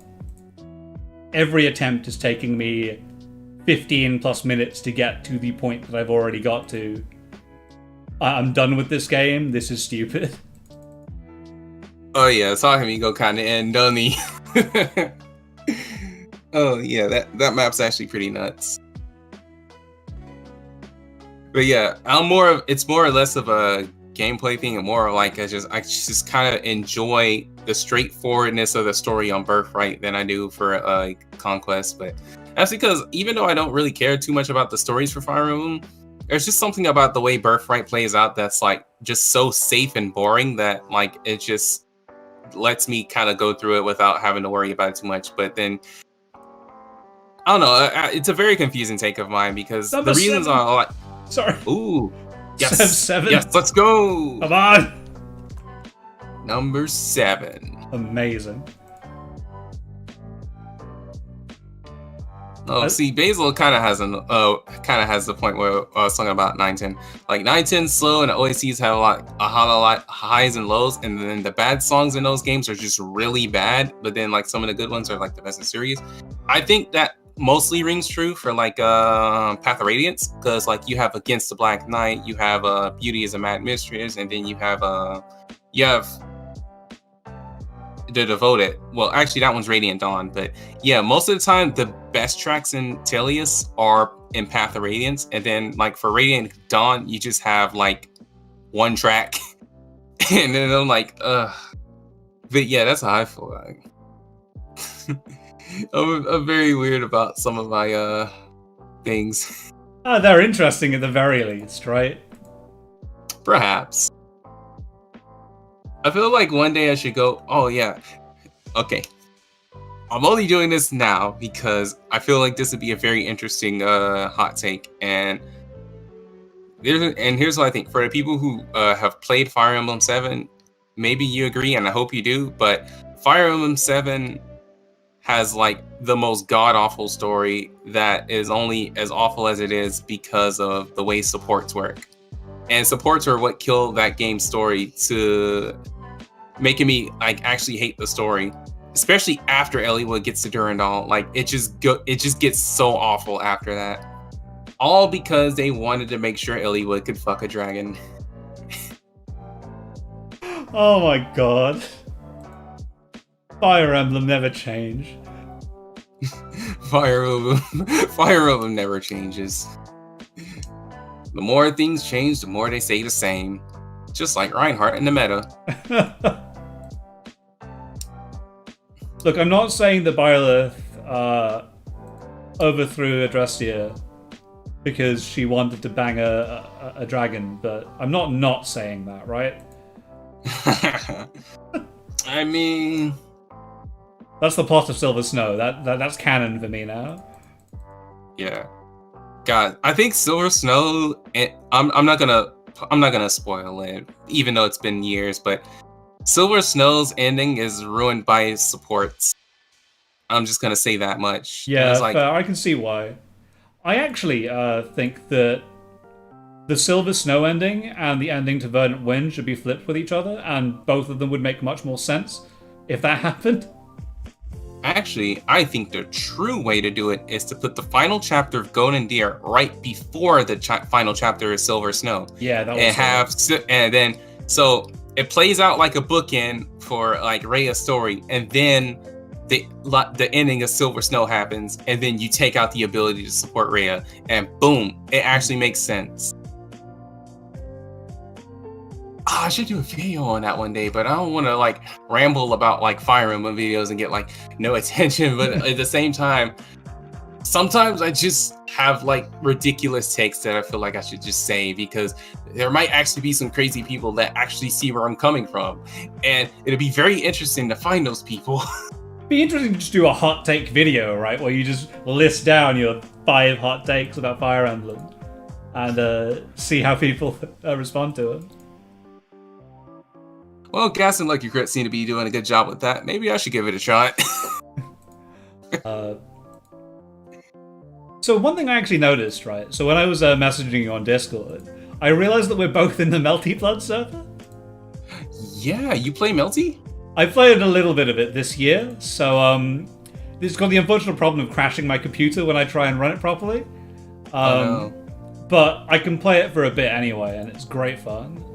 I used to play Melty years ago, like years and years ago. So I used to have fun with it. Are you like into fighting games in general then? Because you mentioned Smash as well, so presumably it might be. Yeah, I'm not the best at them, but I'm like pretty big into them. Like I play them because I do find them I do find them fun, and I do find like being competitive to be very fun. Like these days, I don't play as much as I'd like because unless you have like good netcode, it's kind of hard for me to like really play. Yeah. But yeah, outside of that, I just enjoy fighting games mostly because I just enjoy what's in them. Like their characters are fun. The music's always a banger. I can't think of many fighting games that have like lackluster soundtracks, but I can think of plenty of other games that have like weak points in their series. But no, stuff like Street Fighter, that's consistently good OST stuff. That stuff's always godlike. Yeah, I love the Street Fighter 5 themes at the moment. They've got some amazing ones. So Karin's theme and like G's theme are both incredible. Yeah, the first thing I was thinking of is going to be like Karin's theme. Yeah, it's great. And then there's stuff like the Rashid theme where you've got the voices screaming Rashid. Yeah,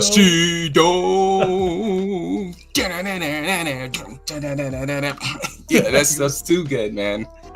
Oh man, I love that stuff.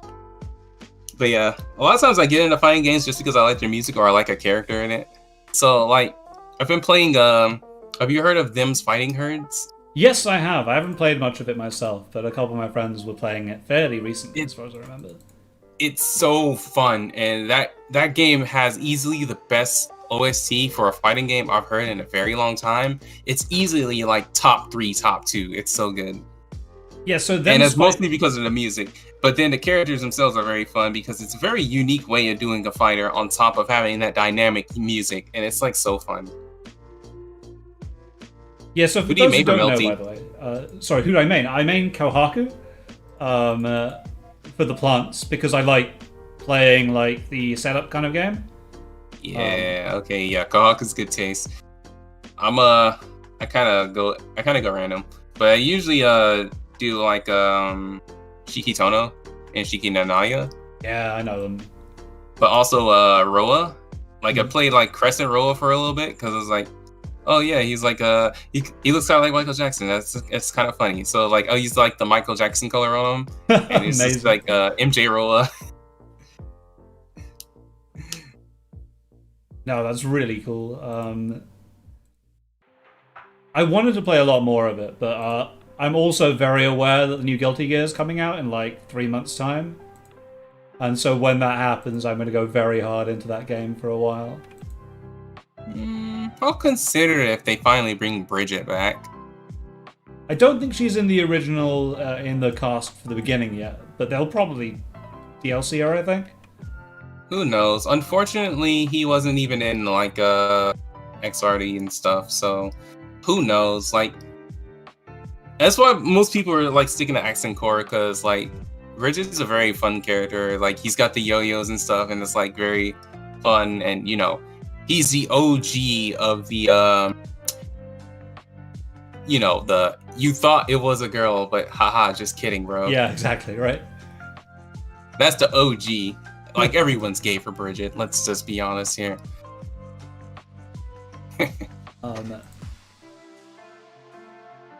No, so I haven't played that much before XR. I should though, because I do enjoy Guilty Gear. I'm not very good at it. It's too, as things go, it goes above the complexity level that I'm good with. So I'm much better at a game like Street Fighter than I would be a game like Guilty Gear. But yeah, it has rollback, and it's apparently very good rollback netcode. So I'm looking forward to going on with that. Dude, Accent Core is godlike. Trust me, it's so fun. Like you have, like, and the best part about Accent Core is like everybody's like mostly good. You have Jam, you have Biken, you have Bridget, you have Abba, you have Robokai. Robokai's funny. Faust is funny. Like, a game is like I'm actually kind of doo-doo at that game, but it's so fun.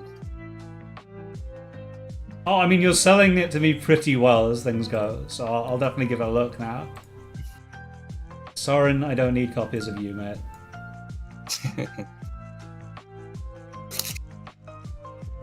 And gone to the invertebrate soldier. He's meant to be inveterate, but I call him an invertebrate because I think it's much better. I'm not saying he's a skeleton, but he definitely has skeletons. If you catch my drift here. Oh yeah, I got what you mean.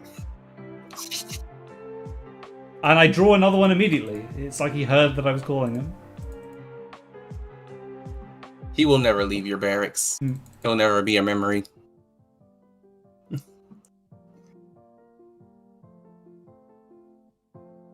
Here we go. Alright.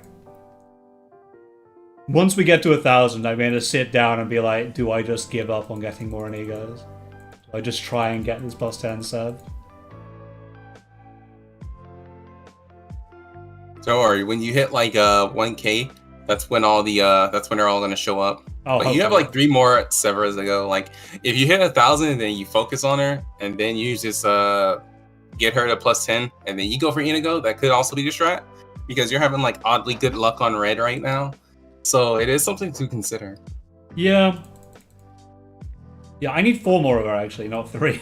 Because you need 11 units or a plus 10. Right, you need 11, which is easily the stupidest thing in this game's gacha. Like, I mean, the only thing that's worse is Genshin Impact, where you have to like roll for like 5 or 6 copies on a less than 1% rate, with like probably easily the worst spark system I've ever seen.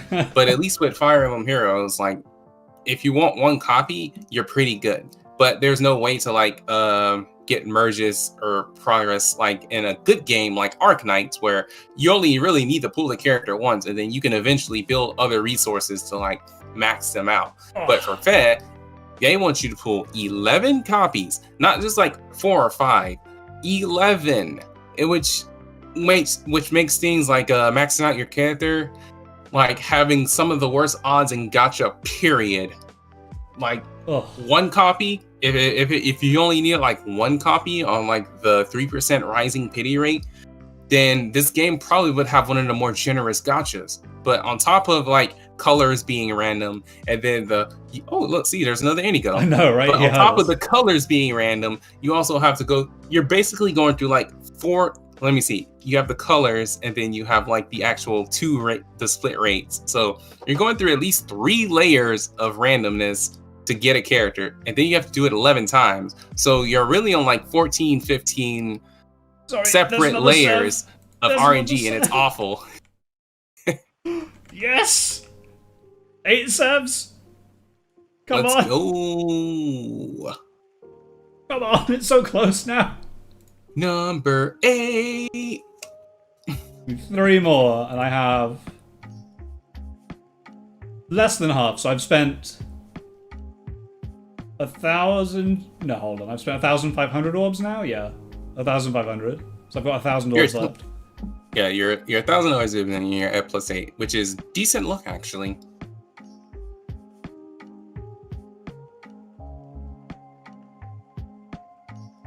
Game, don't give me blue and colorless. I just need red and green.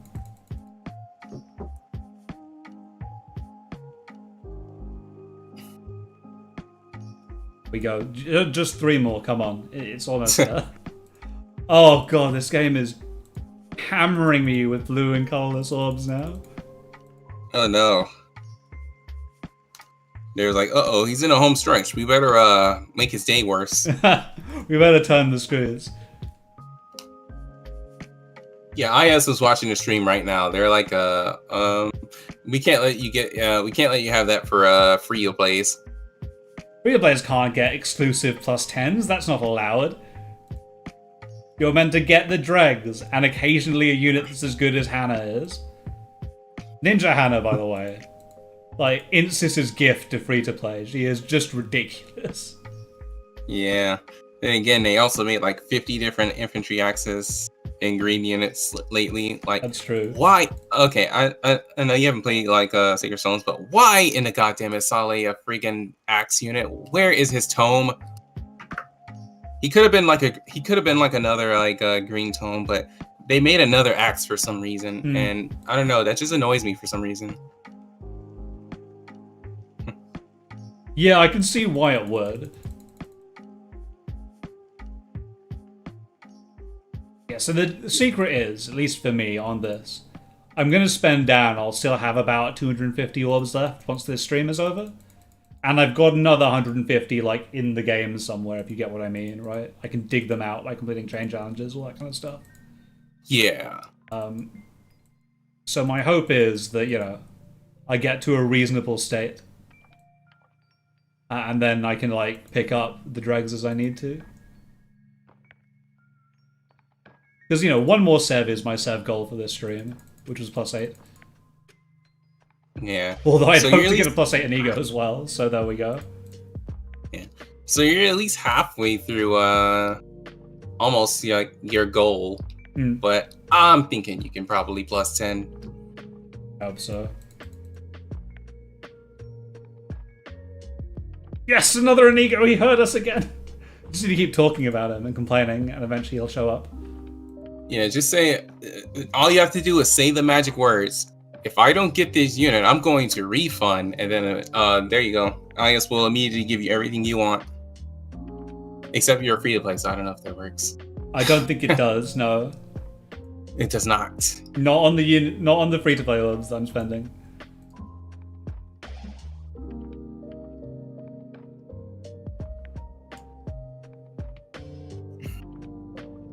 I'm not opposed to spending on orbs in this game, to be fair. Like, so I...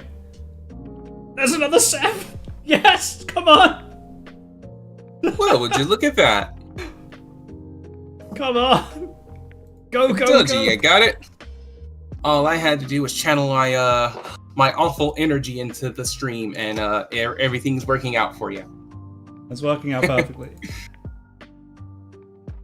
It's better than me trying to sabotage the stream where I just say the magic word, skedaddle, skederic. Your next 5-star will be Merrick. It's actually Zephyr. I thought you were going to say Garrick, and I would be like, yeah, that seems about right for me. Actually, yeah, if I were really channeling like all of my chaotic energy, I would just say it again. Yeah, everyone say it. Everyone in chat say it with me. Skedaddle, skederic. Your next 5-star is Garrick. Funny how that actually rhymes. It used to be Merrick because back in the day he used to be like a 5-star, and he used to suck. He's good now, but he's also not a 5-star anymore, so people like him more. Someone said he's been getting Severas and Egos in pairs, and that's because they should be in pairs, because they're very much in love with each other, and that's how the games work, right? I mean, if you ship it, good for you. I like it. It's an alright ship, though. Most people prefer Lucy 7, I understand why.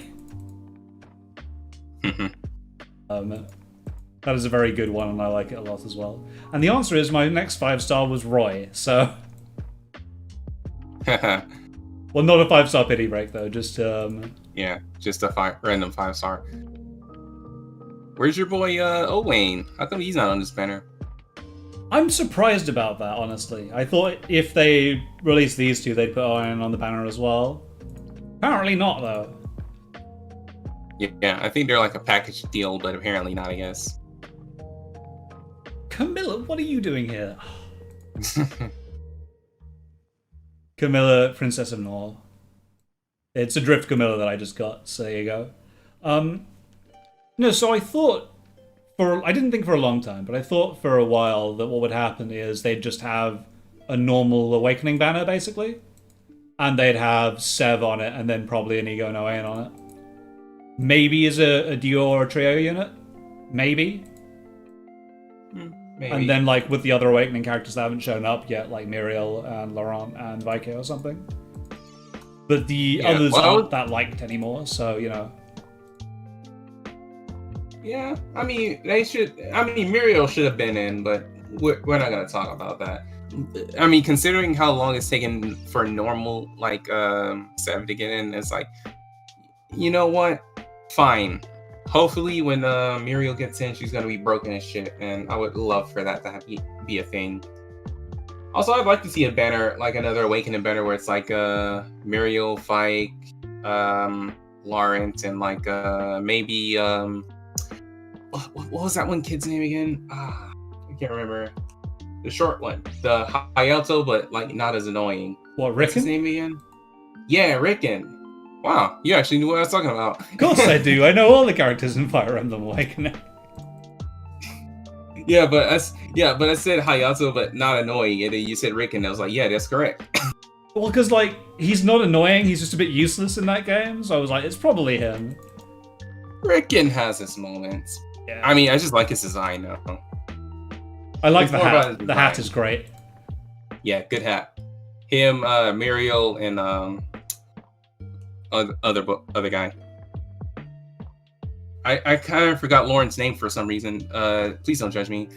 No, don't worry about it. I just want my wife Muriel in a game, okay? And I'm not much for the waifus in Awakening, but I like Muriel mostly because of design and because she's like a lot different than like some of the other characters. That's really interesting as well. I wouldn't have thought most people would identify Muriel, and it's really cool that somebody has. So we're actually at the top of the hour again. So just as a reminder, everyone, in case you've joined or you've come in late or whatever, this is a charity stream for the NSPCC. The NSPCC is a children's protection charity in the UK. It provides care and protection for children, helping them through problems, be they mental health issues, bullying, or online or physical abuse. During the pandemic, just as we all need more support, children and child services also need that much more support, which is why I'm happy to give through this stream, and I hope you will too. The link for donations is in the description, and I'd love to be able to do donations by formal means, where if you donate, something pops up and you get to say your name or whatever, but you can't do that on a small YouTube channel. So if you donate, just please say in the chat, and I will definitely come and read out your comment. So for every Inigo I pull, as you can see on the screen, I'll donate £5 to the NSPCC. For every Severa, I'll donate 10. So right now we're at £110 I'll be donating at the end of the stream, which is pretty cool. And yeah, I continue to be joined by Marble Soda. Thank you very much for continuing along with me. No problem. I had a day off finally, and you know what? Who loves a good cause? Everyone loves a good cause, especially my lazy ass. Yeah, I thought this was like pretty kind of appropriate, where I'm kind of symbolically spending the money I would have spent on Orbs on charity instead. Edelgard, what? More Adels. Shadow was complaining about this earlier. About drawing an Edelgard on his stream where he tried to get as many Inigos as possible. Yes. Check. I believe you might have missed a donation message. Oh, I did? Apologies. So we're not lazy. You should repost the message. That way we can read it out. Yeah, that way our Tuesday, poor guy doesn't have to scroll down. Hey, look, it's Edelgard. Oh, it's the other Edelgard. I thought it was going to be the brave one. If it was brave, I'd be more excited. Normal Edelgard is something I pulled for back in the day. Yeah, she's alright, but she's not crazy like some of the other axes these days.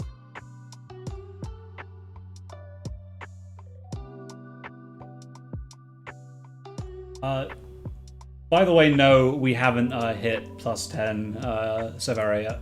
We're at plus 8 at the moment, which is acceptable for me. I can make that work if I need to. We have about 800 orbs left to spend, maybe 850. Oh yeah, you got this. I've got this. I hope. I think I counted that right. It's about 800.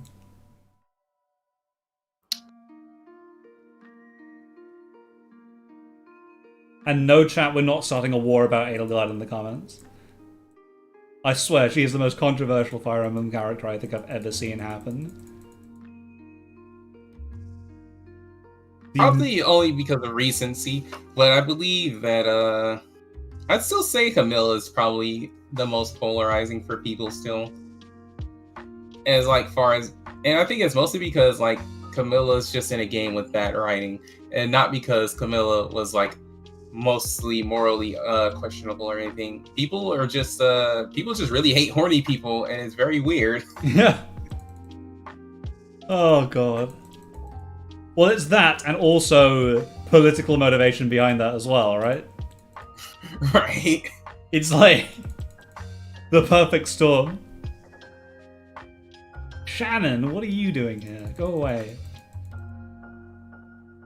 Oh You're yeah, not that's my buddy. His name is Shannon.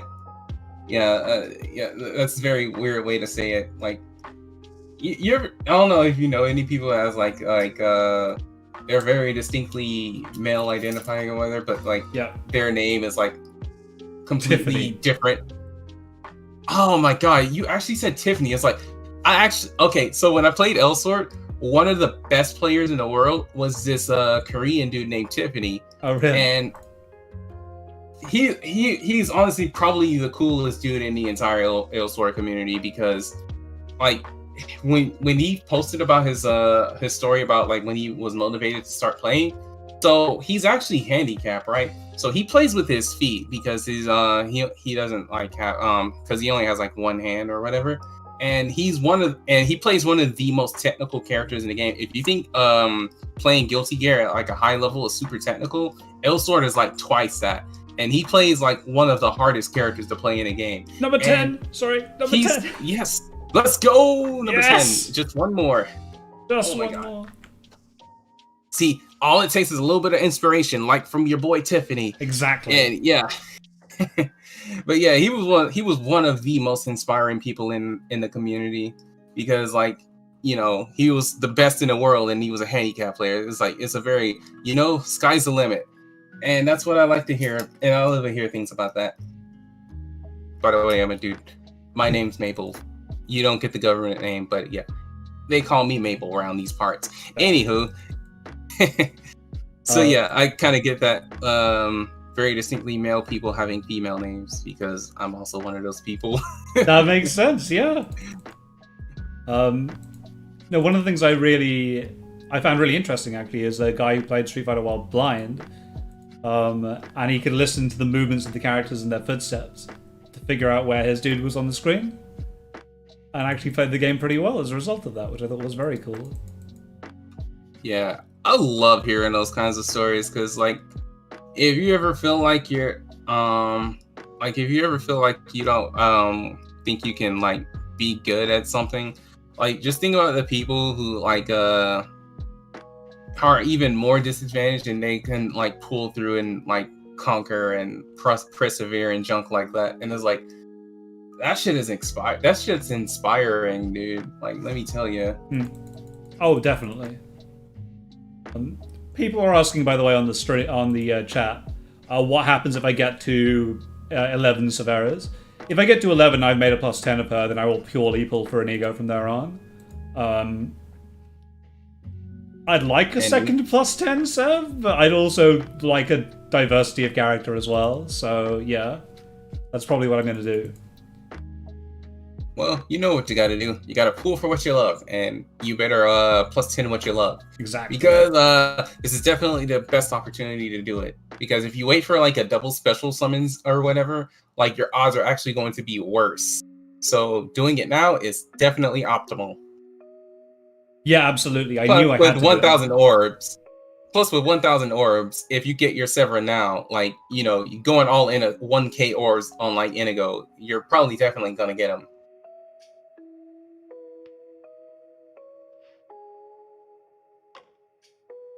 Yeah, so we were worried at the beginning because we went, 600 orbs or so without seeing either of them. Yeah, you were definitely pouring a more FE on there for a moment. Right. I was like, yeah, this is gonna be we're gonna go halfway with like nothing, and then the other half is like, we're just gonna get everything, and it's gonna be wild.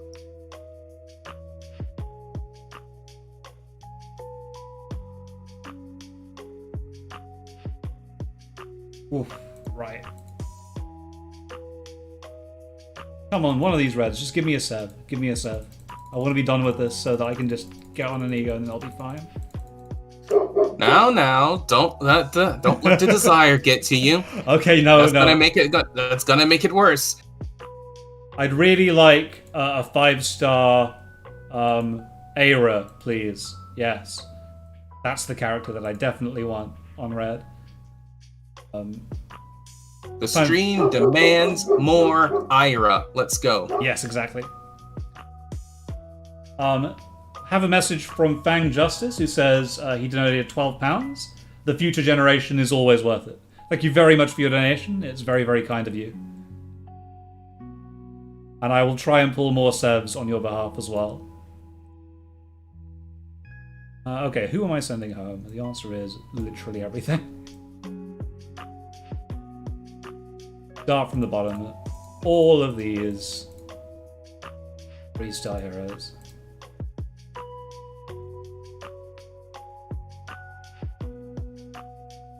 We are now at the sub 1,000 mark.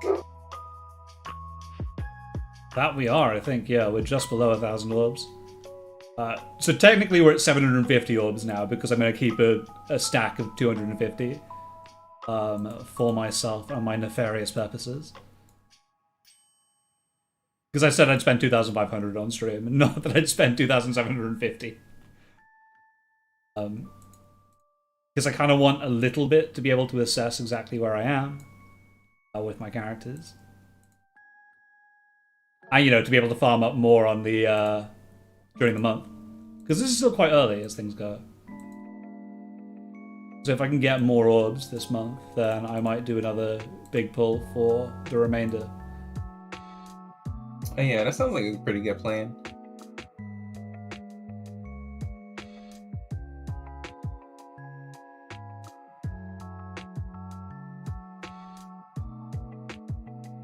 Also because, you know, the stream has been quite long.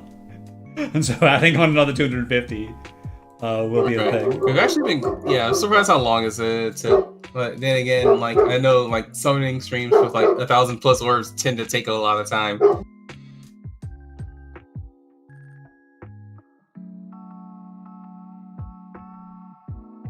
Probably sent home a GHP unit there. Oh well. I'm sure it's not going to come back. Don't worry, you get a million more copies. And if I don't, I can just grail for them. I don't have any big grail projects at the moment. Oh yeah, that's true. Alright, random question for you. Go for it. What is a feature you would like to see in the next Fire Emblem game? It can be anything from mechanics to style to aesthetic, anything. What would you like to see? What I'd really love to see is the setting to be less European than it is normally.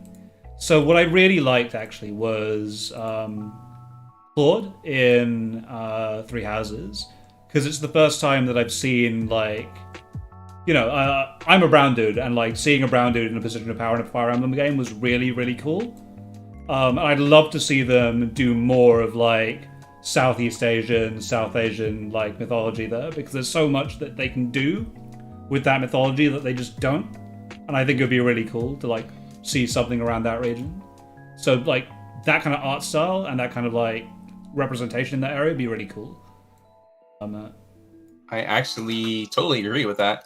But my idea was a little more wild for myself. Like, for me, it was like, I'm getting tired of this fake medieval European stuff. Like, you look at Book 5 of Fae, and I'm like, that's a little bit closer to what I'd like to see. I'd like to see some steampunk or some cyberpunk Fire Emblem. And people are like, that's not going to work. If people have guns, and like, what's the point? It's like, have you seen Ruby? There are gun blades, there are axe blades, there are like gun bows and junk like that. Like, you could make a little bit closer to XCOM, but not quite XCOM. Like, we still want that anime aspect, right?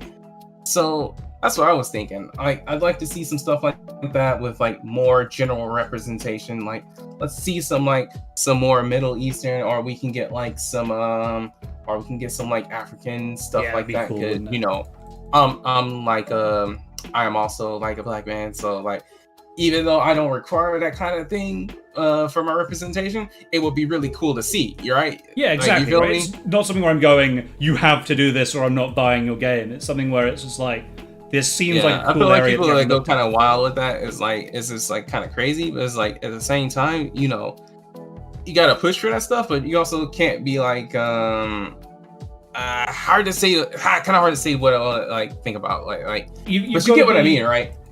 Like you've got to like push for it, right? And you've got to be like, this is something I'd really like to see.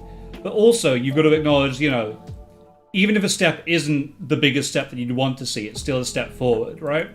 So, you know, I'd like to see more than Claude in Fire Emblem Three Houses, but he's still, like, to me, a big step forward for the franchise. I was really pleased to see him, if you get what I mean that way. Yeah, I'm kind of like that too. I was like, yeah, Claude's cool, but I'd like to get more stuff like Claude. We don't have to go back to more. We don't need more stuff like Byleth. Yeah. Like we gotta move forward. We can't be like sometimes repetitions are right, but you know sometimes it's just diminishing returns, and I think we've hit like that point of diminishing returns when it comes to things like avatar characters. And I just hope the next game is like a little bit more. If you look at like the end game for stuff like Three Houses, and like they were slowly bring like the Slithers, they like had like some tech and stuff, and it's like, how do you guys not want to see a dragon tank a nuke or something? Like, do you realize the potential this game has as a series if they just go a little crazier? And that's how I feel about that.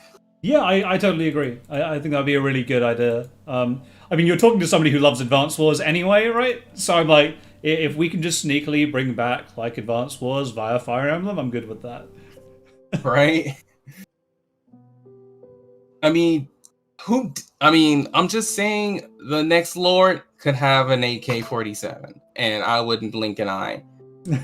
I mean, how do you know if dragons are impervious to bullets if you don't give the main character a Glock or something, right? I'm just saying. Like, why do we gotta have all magic? Why can't we have magic and guns? Why can't the mage have like a fire tome and a firearm, right? You feel me? Fire tome and firearm. Oh my god. Some things are gonna be like weak to magic. They're gonna be like, you have like this giant mech thing, right? Like it's impervious to bullets. Like you can't put the chop on it, but you can throw in like a thunder at it, right? And that's like another way to do balance. Zero, get it, right? So yeah, there is a way to mix things like magic and tech. Like I mean, I guess a lot of people haven't really played Final Fantasy VI these days. Everyone's all about 7, but take a look at that, man. That's like that should give you a good idea of where I get a lot of my inspiration from when it comes to like those ideas, like seeing Fire Emblem push for something a little more modern. We've got a donation from Clautopsy who says, I donated £10. I would like to tell you all that El Claude Arena D users are a blight on society and should perish. I don't blame you, mate. El Claude is very, very hard to deal with on Arena. It's Severa number 10! Yes! I got it! Plus 10 Sev! Oh my god. Let's go! This is literally the wonkiest summoning I think anyone will have ever seen. How is that possible, right? That I've got plus 10 on Sev, and I've got 4 in Egos. My boy, you have pulled off the impossible, let me tell you. Holy balls, there we go. Right. That's just how the gacha be sometimes. And sometimes it's pretty damn good. I thought you were going to take forever on Severa of it, man. No. Because, like, red kind of sucks, but yeah, it actually went the opposite way. Okay, yeah, so now I'm just going to be pulling exclusively green to try and get as many Inigos as I can. Right. Alright, so what's your back out color going to be? Still colorless? Red, for sure. Backing out on red. Extra copies of Severa. Yeah, like if I can have 2 of them, then that's good. In theory, right, it would actually be more optimal to probably... Okay, I'll just take Sev number 12 then, I guess. Exactly. So you can put our dual cavalry 4 on like a Kempf if you've built him yet. That would be very funny. Yeah, I'm I just can. saying, just cause trouble in arena for fun. Okay, game. I'll take this luck, I guess. Yeah, so I'm now... I was like, you're going to donate £110 for the Severas if you get all of them. I'm like, that's fine. No, I'm donating 120 for Severas now, apparently, because I have 12 of them.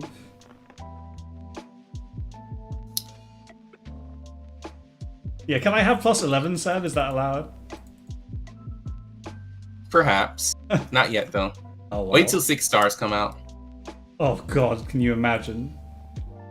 I'm surprised we didn't hit 6 stars yet. I thought we would have by now, but apparently not. It's kind of what the legendaries are, right? They're 6 stars in all but name a lot of the time. A little bit. When I think of the legendaries and the mythics, I think of more of like they're like Sugofest units.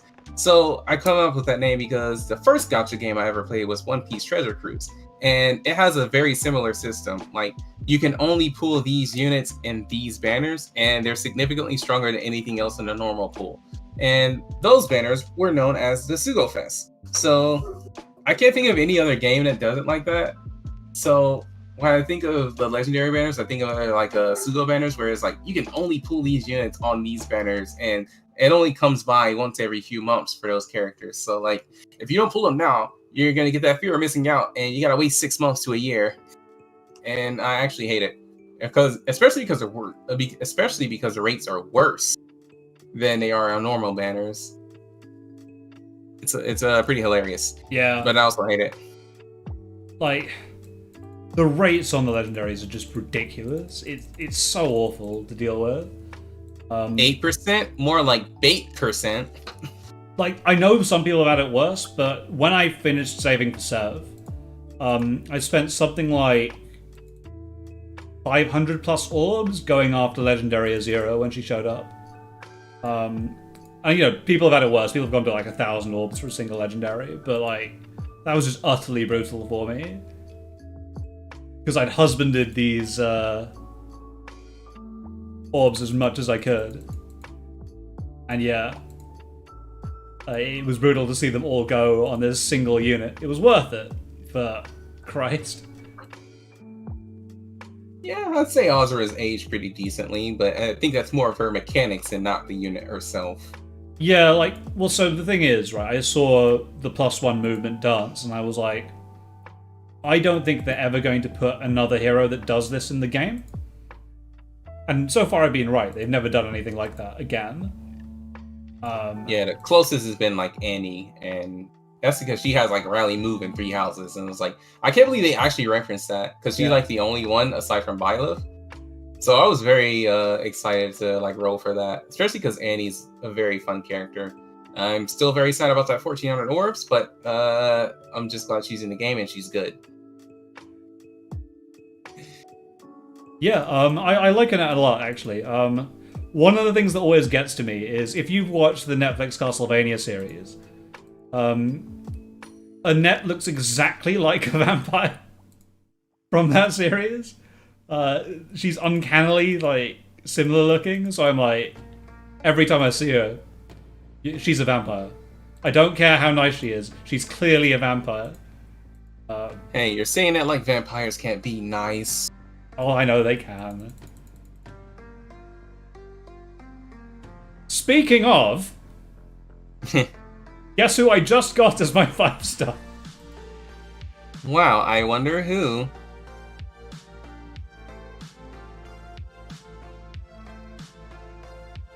It says it shows up. Hey, it's Mercy, best girl. Even Mercy though is like all the great. Golden Deer girls.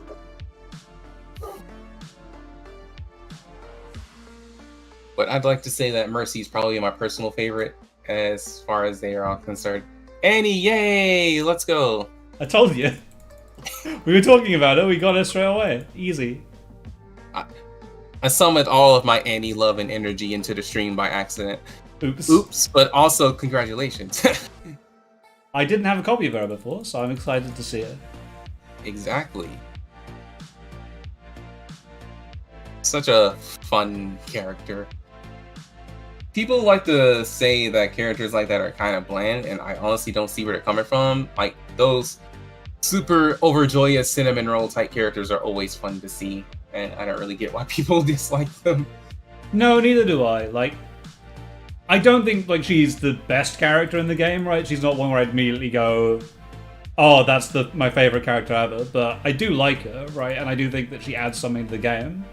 And I think more than anything, right? I just like positive characters in games now.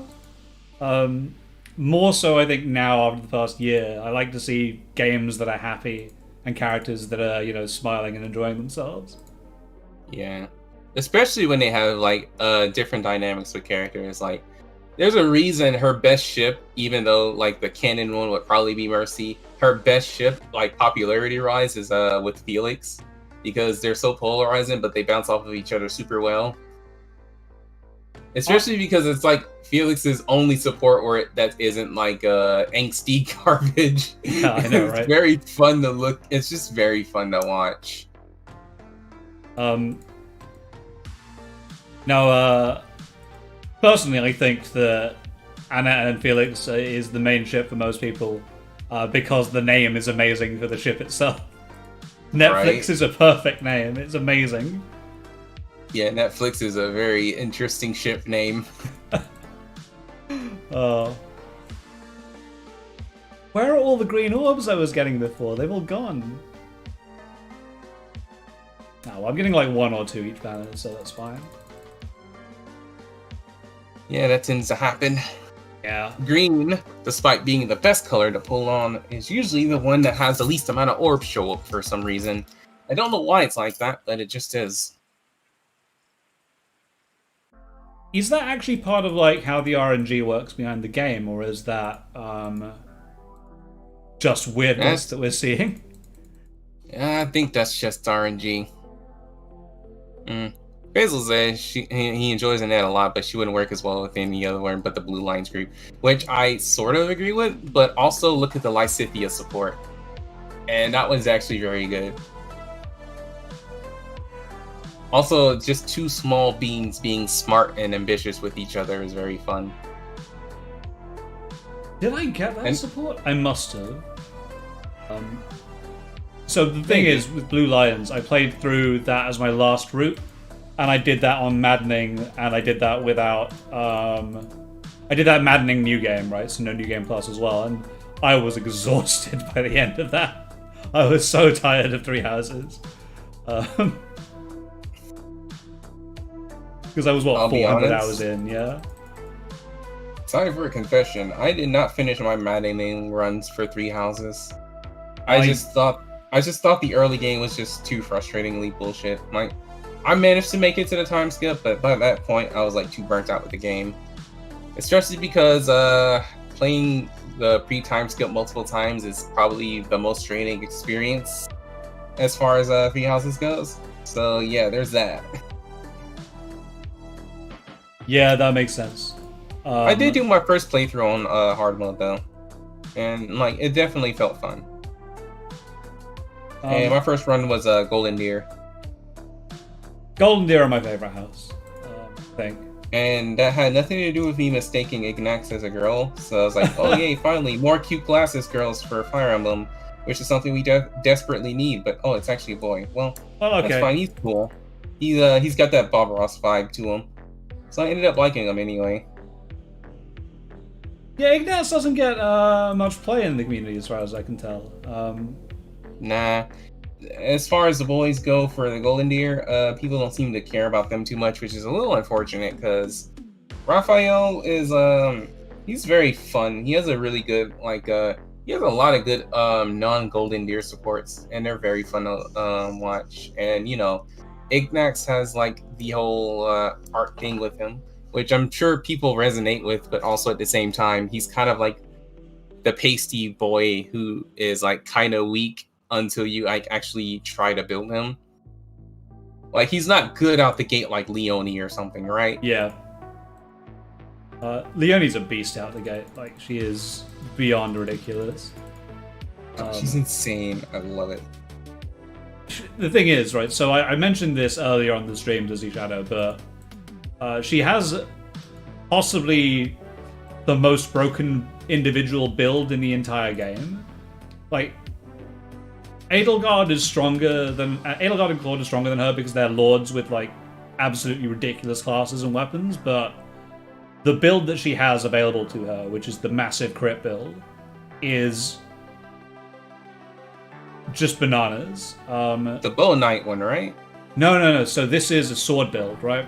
That I debuted one time. So the theory is, in 3 houses, you can stack Astra and Lethality on top of each other, right? So every hit from Astra has a chance of causing lethality to happen. And what this means is, if you do the maths on it, every point of dexterity you have gives you a 1% chance of killing your opponent with Astra. And that kills them through any amount of health that they have, as long as they aren't immune to lethality. So you can kill like 200 HP monsters in one hit doing that. And if you get your dexterity high enough, it gets to like a 60% chance that that'll happen. And because Leonie has really, really high dex growth, she's able to do that. So that's one half. The other half actually sounds nuts. Yeah, so the other half of the build is that once you've got your dex so high, you crit like 50% of the time with your swords anyway, right? Now, in all routes apart from Black Eagles, there's a weapon called the Cursed Ashia Sword. And this gives the person that uses it 50% crit. Just straight up. It's probably the best sword in the game. Because, yeah, it crits half the time. And so you put that on a character like Leonie, who's already got massive dex because of the Astra build you're running. And she'll crit on every hit, on like a 14 MT weapon, and kill basically anything in the game. And because her dex is so high, she doesn't miss. That actually sounds amazing. So yeah, it can trivialize maddening entirely, right? It's what I did. It just stopped maddening from being hard. Yeah, I think isn't that like a post-time skip weapon now? Yeah, it's at the very beginning of the time skip, right? Is when it shows up. Yeah, like when you're it's the first chapter, right? Like when you meet back at the monastery, right? Yeah, it is. I think I remember. Yeah, okay, I remember seeing that sword because I think on my first run I gave it to Felix, for my Blue Lions run. So I gave it to Felix, and like he was like a crit monster. So yeah, I think I know what you're talking about. Yeah, it's awesome. I've never really thought about the mechanics of like stacking it with like Astra and stuff though. That actually sounds wild. I don't know why my brain works that way, but it's just something I was thinking about, and I went, hold on. If this does work, this is bananas. And then I was very lucky to find out after, the 20 hours of time I put to get to that point that yes, it did indeed work.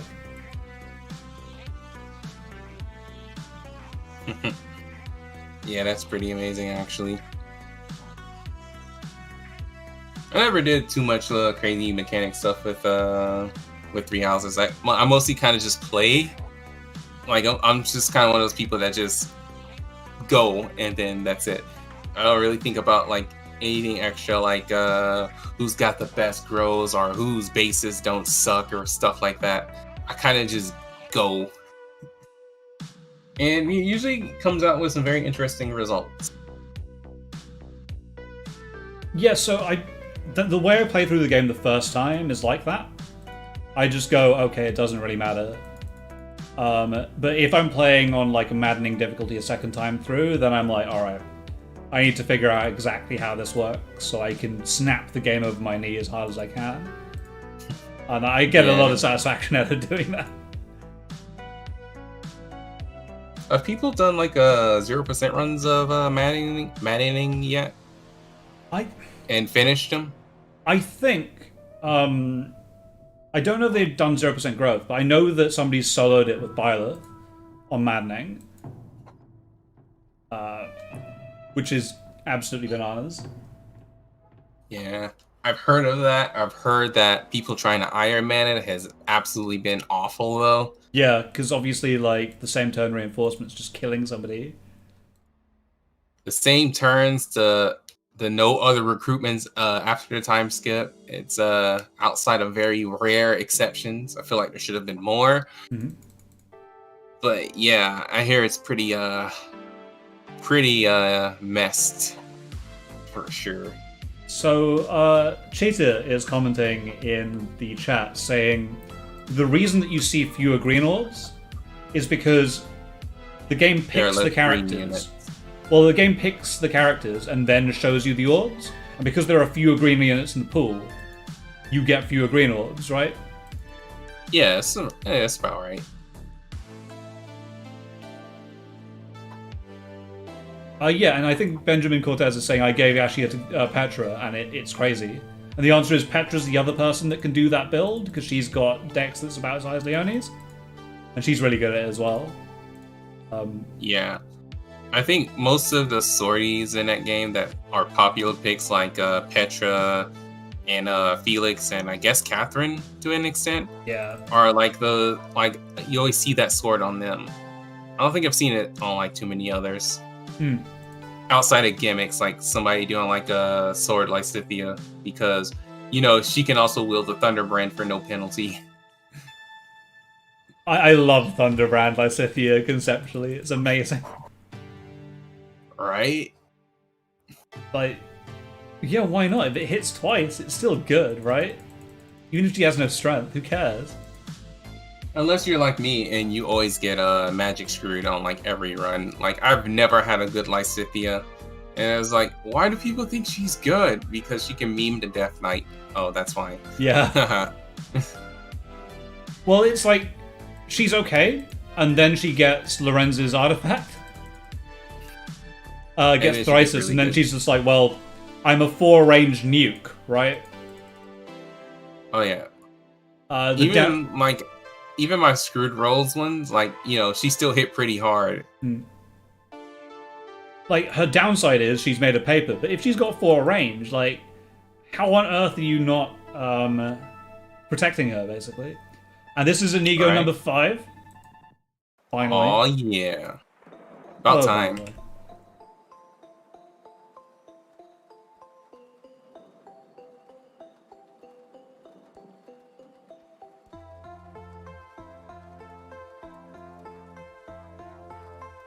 Also, did you skip a green orb? That's weird. I accidentally did, yes. I was too busy chatting to you and I wasn't paying that much attention. And because I distracted you. I'm a good distraction. I should have my own song. Call it the distraction song. I also need a dance to go with that distraction song. Oh, clearly. So that way... even more distracting. Also, I guess because like enemies like don't really have things like Guild Force or anything, I don't really see like a way to like really be unable to protect certain units outside of like the funny ones in maddening that all have passed because we just like big difficulty in our games, don't we? Intelligent systems. Kind of like how like Lunatic plus Awakening and stuff, where it's like here's every single unit with advantage or some crazy or wrath or some crazy stuff like that. Oh, those are fun in quotation marks. Yeah, I don't see how people do those crazy high difficulties on that stuff sometimes. It's like I get it conceptually, but I feel like the kind of difficulty that Fire Emblem can provide isn't my kind of difficulty. Oh no, what happened? It's another Inigo! Oh yeah, there we go. See, we're getting there now.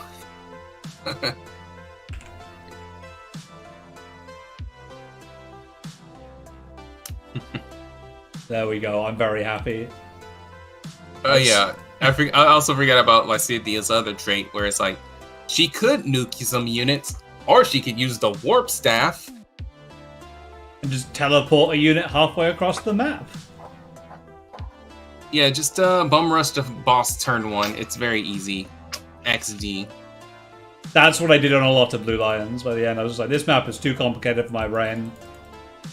I'm just gonna throw my Leone at them. Oh, it worked. Yeah, unlike because for Blue Lions, the final map is actually pretty obnoxious. So having your Lysithea, or even if you didn't go for her, like your Linhardt, just warp your nuke to like Boss Edelgard and just call it a day. You can do that, because if you don't, the rest of the map just takes forever, because that map's annoying. Which one do you think is more annoying? Blue Lions final map or Black Eagles final map? Blue Lions. Yeah. I don't know if I'd call it so. To me, the Blue Lions map is probably one of the worst maps for the final maps, because for me, I played it on Maddening. It was the last one I did. It wasn't particularly hard for me, because I figured out like how Edelgard attacks. Inigo number 7. Sorry. Oh yeah. Yes. Number 7. So I figured out what Edelgard's attack pattern was, and then it was just a very slow grind to her, where I was never really in any danger. And I was like, well, this is both very annoying and quite boring. Whereas the Black Eagles finale I really enjoyed, because it's a big open map. There's a lot of stuff you can do to move around, and so I thought that was pretty great overall.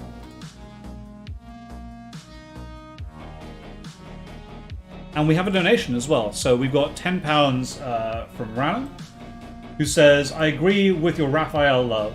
Good boy with big muscles and a bigger heart. Wonderful supports. I always pick him up. Thank you very much for your donation.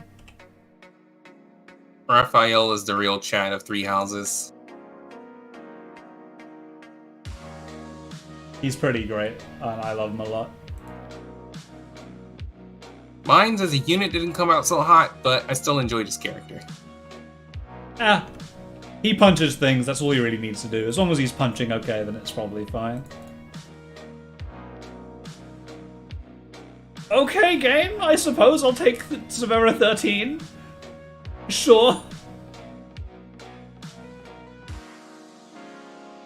You know what that means. It's time to put our dual cavalry on your... Wait a minute. Your Eliwood. Yeah, that's it. Now you can annoy people in arena more. Yes. Yeah, totally. So now you got one for Kemp, and you got one for Eliwood. You're already going to annoy people with Severa, but, just annoy them some more. So, the secret is, I'm probably not going to use 7 Arena very much. Because I am notoriously terrible at forgetting to swap out skill sets. So, if we take a pause here, you look at my barracks. And we go down to, and we sort by level quickly. I have 2 Cordelias at plus 10. 2 of them? Because I would so frequently go into Arena, switch my Cordelia's skill set for Arena, and then forget to switch it back when I went to AR and die. And I got so tired of that I made a second Cordelia that is my Arena Cordelia that has a scoring skill set, so I don't forget. Oh lord. So if I could have an arena team that's completely separate from the team that I play elsewhere, that'd be great. Oh yeah, I tend to do that a lot too. Sometimes I'll go into an AR match, and I put stuff on like the defense team that is also supposed to be on the offense team, and then it's also supposed to be on the arena team, and then I just completely lose myself in like very funny ways. Sometimes I can pull it off, but sometimes it's like that I made things harder than I necessarily need to make them. Okay, I got a Mur, apparently. So there we go. Alright, we got ourselves some token lollies. You love to see it, I guess. I'm not a fan of the lolly thing in Fire Emblem, I'm not gonna lie. It's okay, most of us aren't. I mean, I feel like, is it me or is Mer getting tinier with every new iteration in Heroes? Yeah, I feel like it. How do you feel about Na as a character, though? I actually quite like Na. Because she's so different from all the others, where she's like quite proper and quite distinguished in the way that she acts. And I'm like, yeah, fair enough. I quite like that as a rule. Yeah, I wouldn't say I hate her, but I definitely wouldn't say I'm like a fan. But I like that with a lot of Awakening characters. I'm very strict about like the characters I like as far as Awakening goes. I'm very weird. I have like my friends say, they say I have a type. That type is Muriel, but also I do like certain other characters like Shirsh and it's kind of it.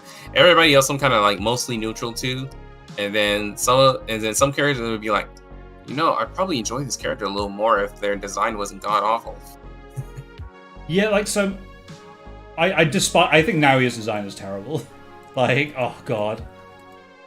I can't believe they did that. And I was kind of annoyed actually. So the first ever Toneflyer unit, first ever red Toneflyer unit was a Naoya, and I was like, well, I have to pick you because you are the key to the strategy that I'm running at this point in time. But I'm not happy about it. Right? I'm a very wow, I would actually build this character if I didn't hate their fucking guts. I'm actually motivated to hack the game so I can like put a skin over it, because I was like, have you ever heard of Toho Project? Yeah, I have. So I was thinking of doing Fire Emblem Heroes mods where I replace Halloween Noe with Marissa, and I thought that'd be. I was like, you know what? That would actually be kind of sick, and it would actually give me a reason to actually use this character that has really, really fun mechanics, by the way, but I just hate the character too much to actually look at them in my barracks. So I was like, because I play on emulation and on my phone, I can like do it for the emulation. So I was thinking of doing that for like Noe and for Halloween Noe, and then probably putting I forgot who I said I was gonna put on Azura, like OG Azura. Because like I have a +9 of her, but I am not a fan of Azura. Like for people who like dig the foot thing, like I'm not gonna judge you publicly. But I'm silently judging. I am judging you.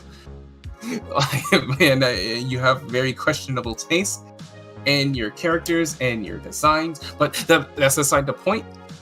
Point is, I would probably use that. I would probably use my Azura if I would mod something over here. Yeah, I can totally see that. I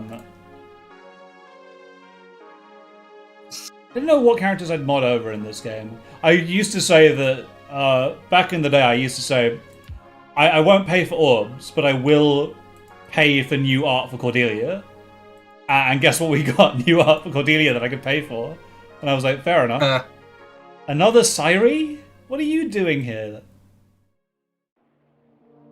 Well, you Sairi? More like Sairi.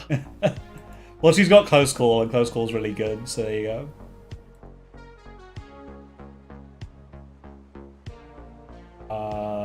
I guess I go colorless on this. Hello, Emerin. Emerin. Aw, it'd be cool. So, here's another general question. This game is in desperate need, especially as a gacha game, for crossovers.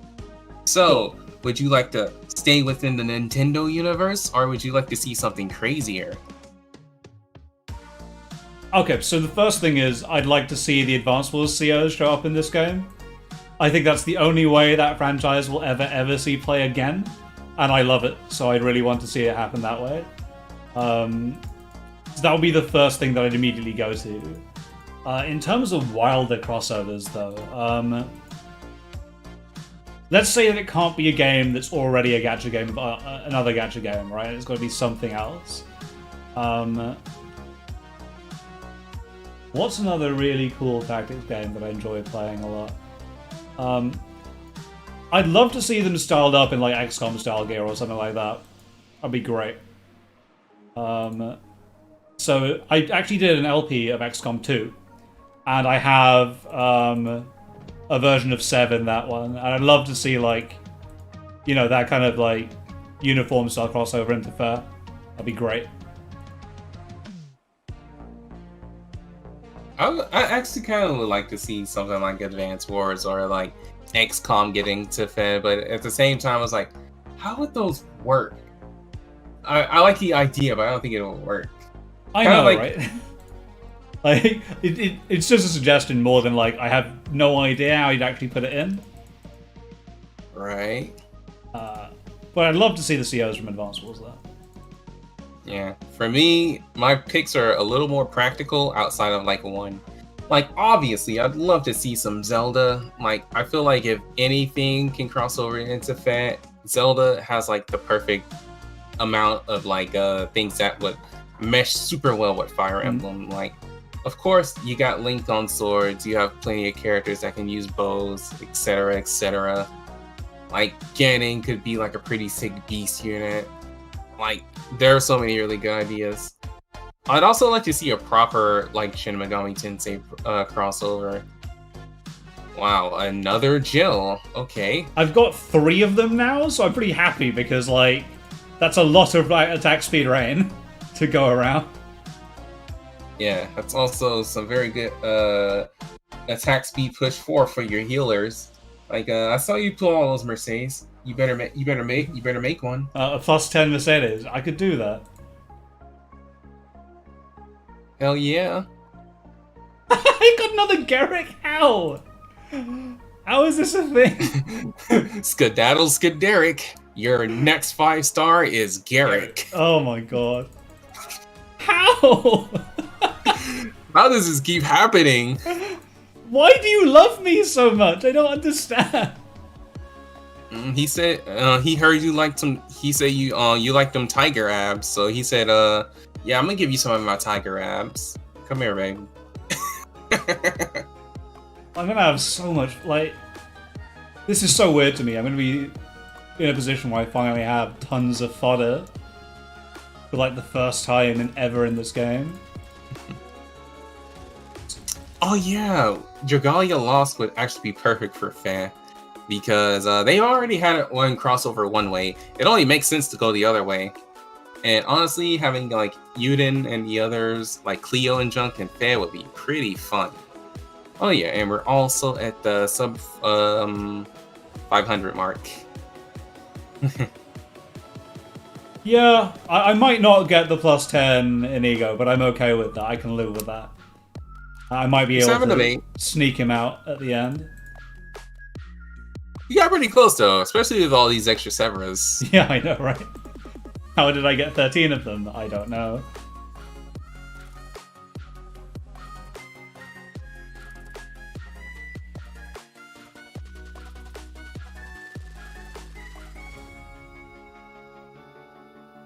Dude, I'd love a few extra copies of Garrick though. Sudden Panic's so fun. Especially when you get grab Infantry Pulse as well. Ooh, fun. Yeah, Sudden Panic is a very good skill.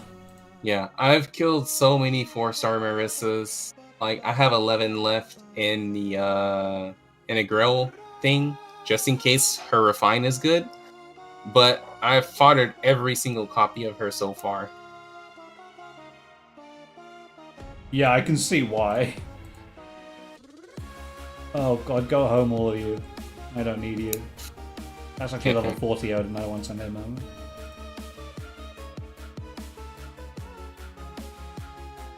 Oh no, the Linus. Not Linus.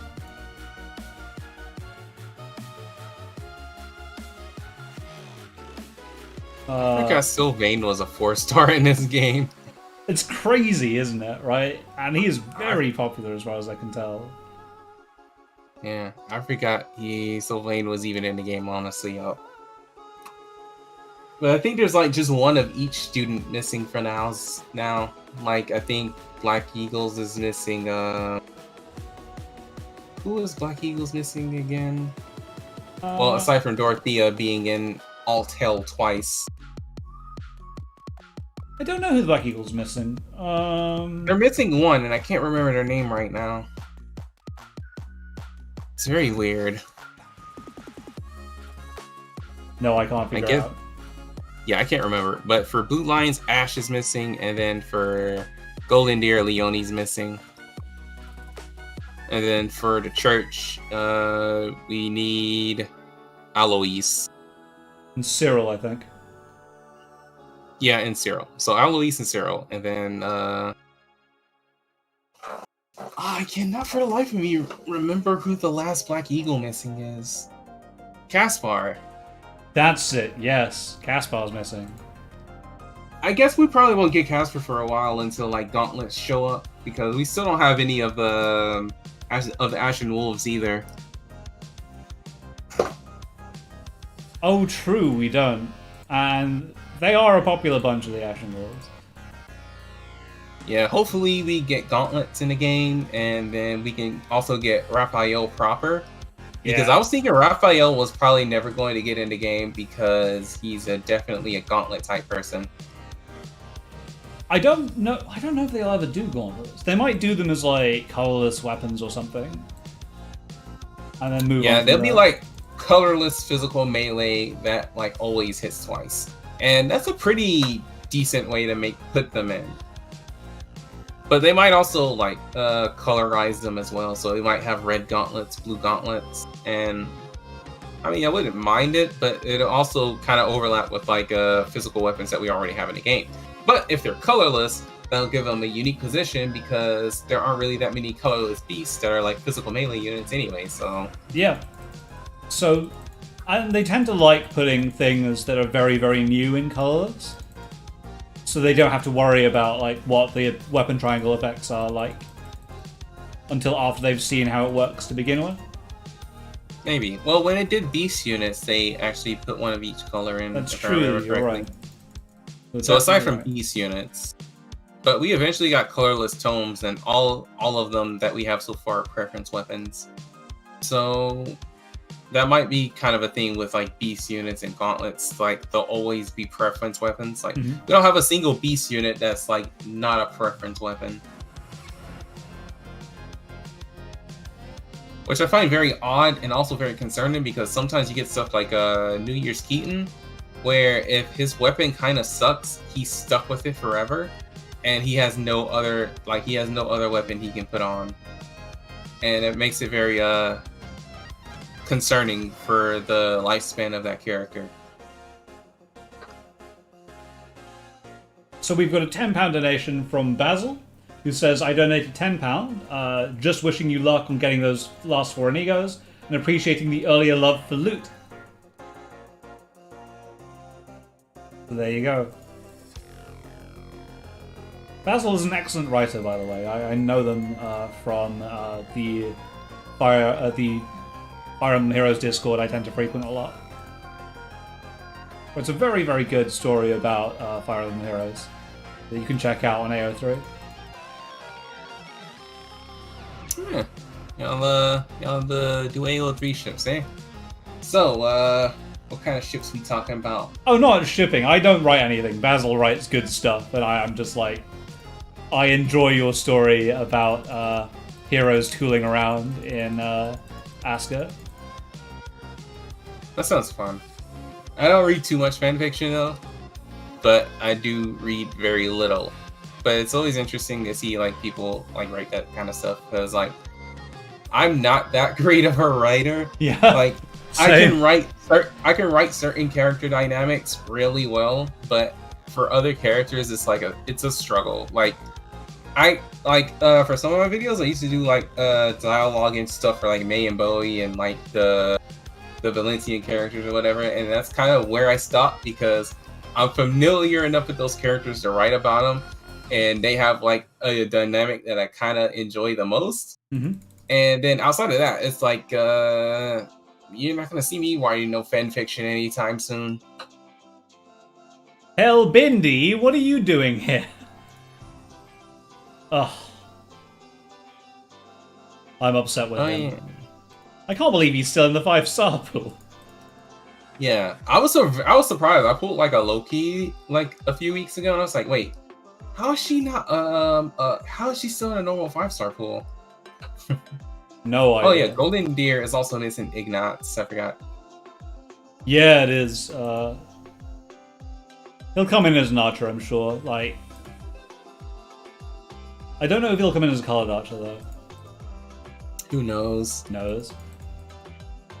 What I'm Honestly, hoping. weirdest thing is like if you look at the colored archers, we don't have any red bow cavalry archers. Oh really? You ever notice that? Never noticed. Yeah.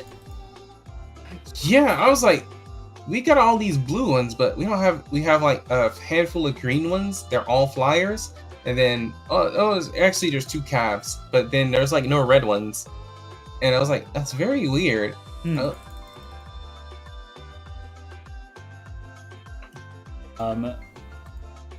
so like, I didn't play Cav very much, so I'm going to now, right? So I just would never have noticed to begin with. So like, broadly speaking, in this game I focused almost entirely around flyers and infantry, and broadly flyers are the main thing that I play a lot of. Because, again, I'm just like, I'm too stupid to understand how terrain works, so I'll just ignore terrain, and that makes me happy. But now I'm definitely going to have to learn how, because I've got my Sev. Oh yeah, don't worry. Trenches aren't as annoying as you think they might be. Yeah, I always worry about trenches, because I'm like, I conceptually understand how they work with movement, but it still messes with my brain sometimes when I see them.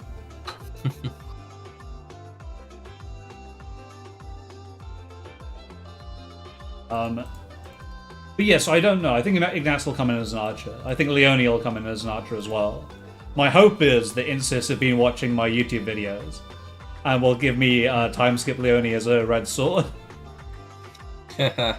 Nah, I'm pretty sure Leonie's going to be Lance Cav.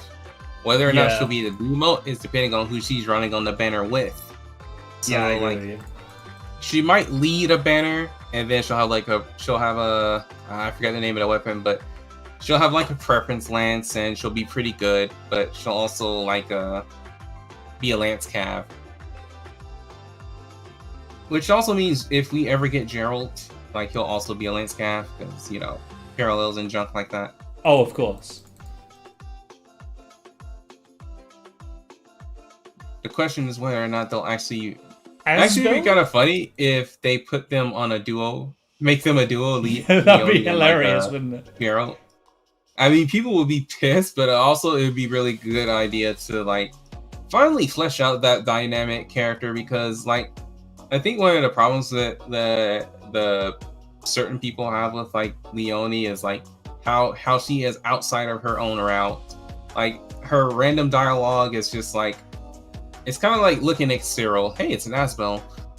Yeah. But like her random dialogue is like kind of like it kind of feels like looking at Cyril, but like girl. And if you don't understand like the way like her like all her supports are amazing, except for the Byleth one.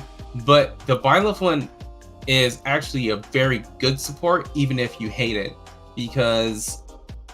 I think it's a really good way to talk about it. It's a really good discussion, like thinking about why the Leone and the bio support works and why it's good. Because you have to think about like Leone's whole character up to that point, and why they specifically chose to wait till that part of the game to unlock the B support. So.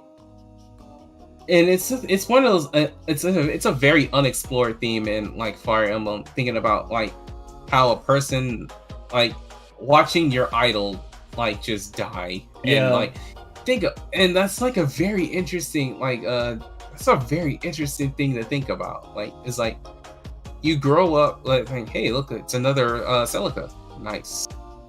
So This person grows up, they idolize a person, they follow in their footsteps, they feel like they're family to them, even if the game never really shows that they feel like family. Like, there's just some missing pieces there, but the idea behind Leone is like, the Leone Byleth dynamic is like super interesting. Like, and I really wish that they did more with it. Inigo number 8! Yes! Number 8! So good. How many Celicas are we at? You got like 2 fallen Celicas and a normal one, right? I think I've got the full trio of all of the types of Celica you can get. Because I got a brave one, I got a fallen one.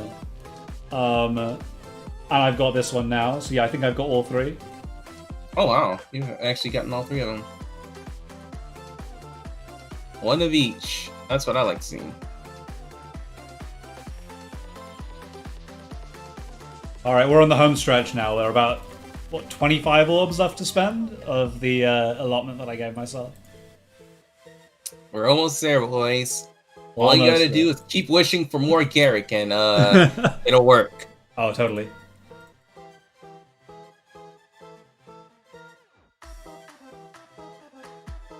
Here we go.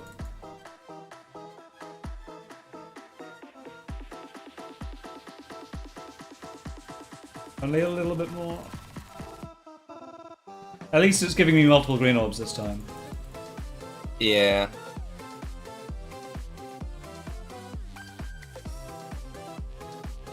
Oh yeah, you have everyone but Legendary Celica, but that's because Legendary Celica's a Sugo unit and you can't pull them right now. Yeah, exactly, right? So I pulled everyone that I can pull.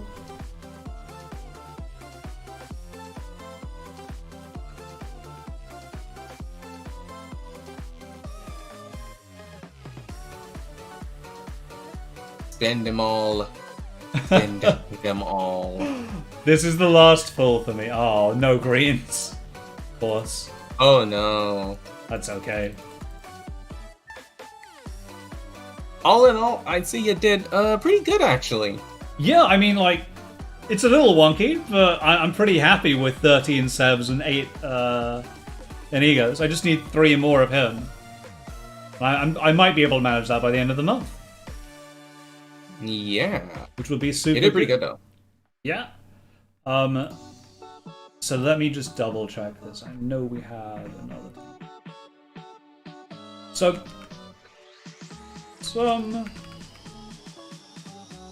then we need to add this. Okay, so guys, thank you very much for watching through the entire stream. We have raised about £252 for the NSPCC, including my own donations, which is a really, really big deal, and thank you very, very much, everybody, for doing that. The most important thing here is the money that we've raised for charity more than anything else, and the NSPCC has an excellent score, an excellent charity. So thank you all very, very much. And thank you, for sticking out this entire thing the full way. It's been really good to have you along and chatting about like everything from Fire Emblem to fighting games to our hopes for what this game might offer. Yeah, I'm very tangential. We'll be talking about one thing, and then it was like, hey, did you see that new episode of Amphibia? By the way, guys, watch Amphibia. It's such a fun show. Anyways, you guys have been quite amazing, and I don't actually know what type of words people tend to use for these closing streams. I've never joined this type of thing before, but I can say thank you for joining and watching and donating and helping all those kids do things. And, you know, always gotta do it for the kids. Yeah. You know how it Thanks again, everybody. This has been absolutely wonderful. It's been great to spend this time with you. If you enjoyed this content, then I do Let's Plays on this channel, and I release 3 episodes every week. So they're a good kind of TV style thing to chow down on if you want a little bit of entertainment. We're currently playing through Hollow Knight, which is proving to be a lot of fun. But other than that, thank you all very, very much. and I will catch you all next time I choose to spend 2,000 orbs. Bye! Bye-bye.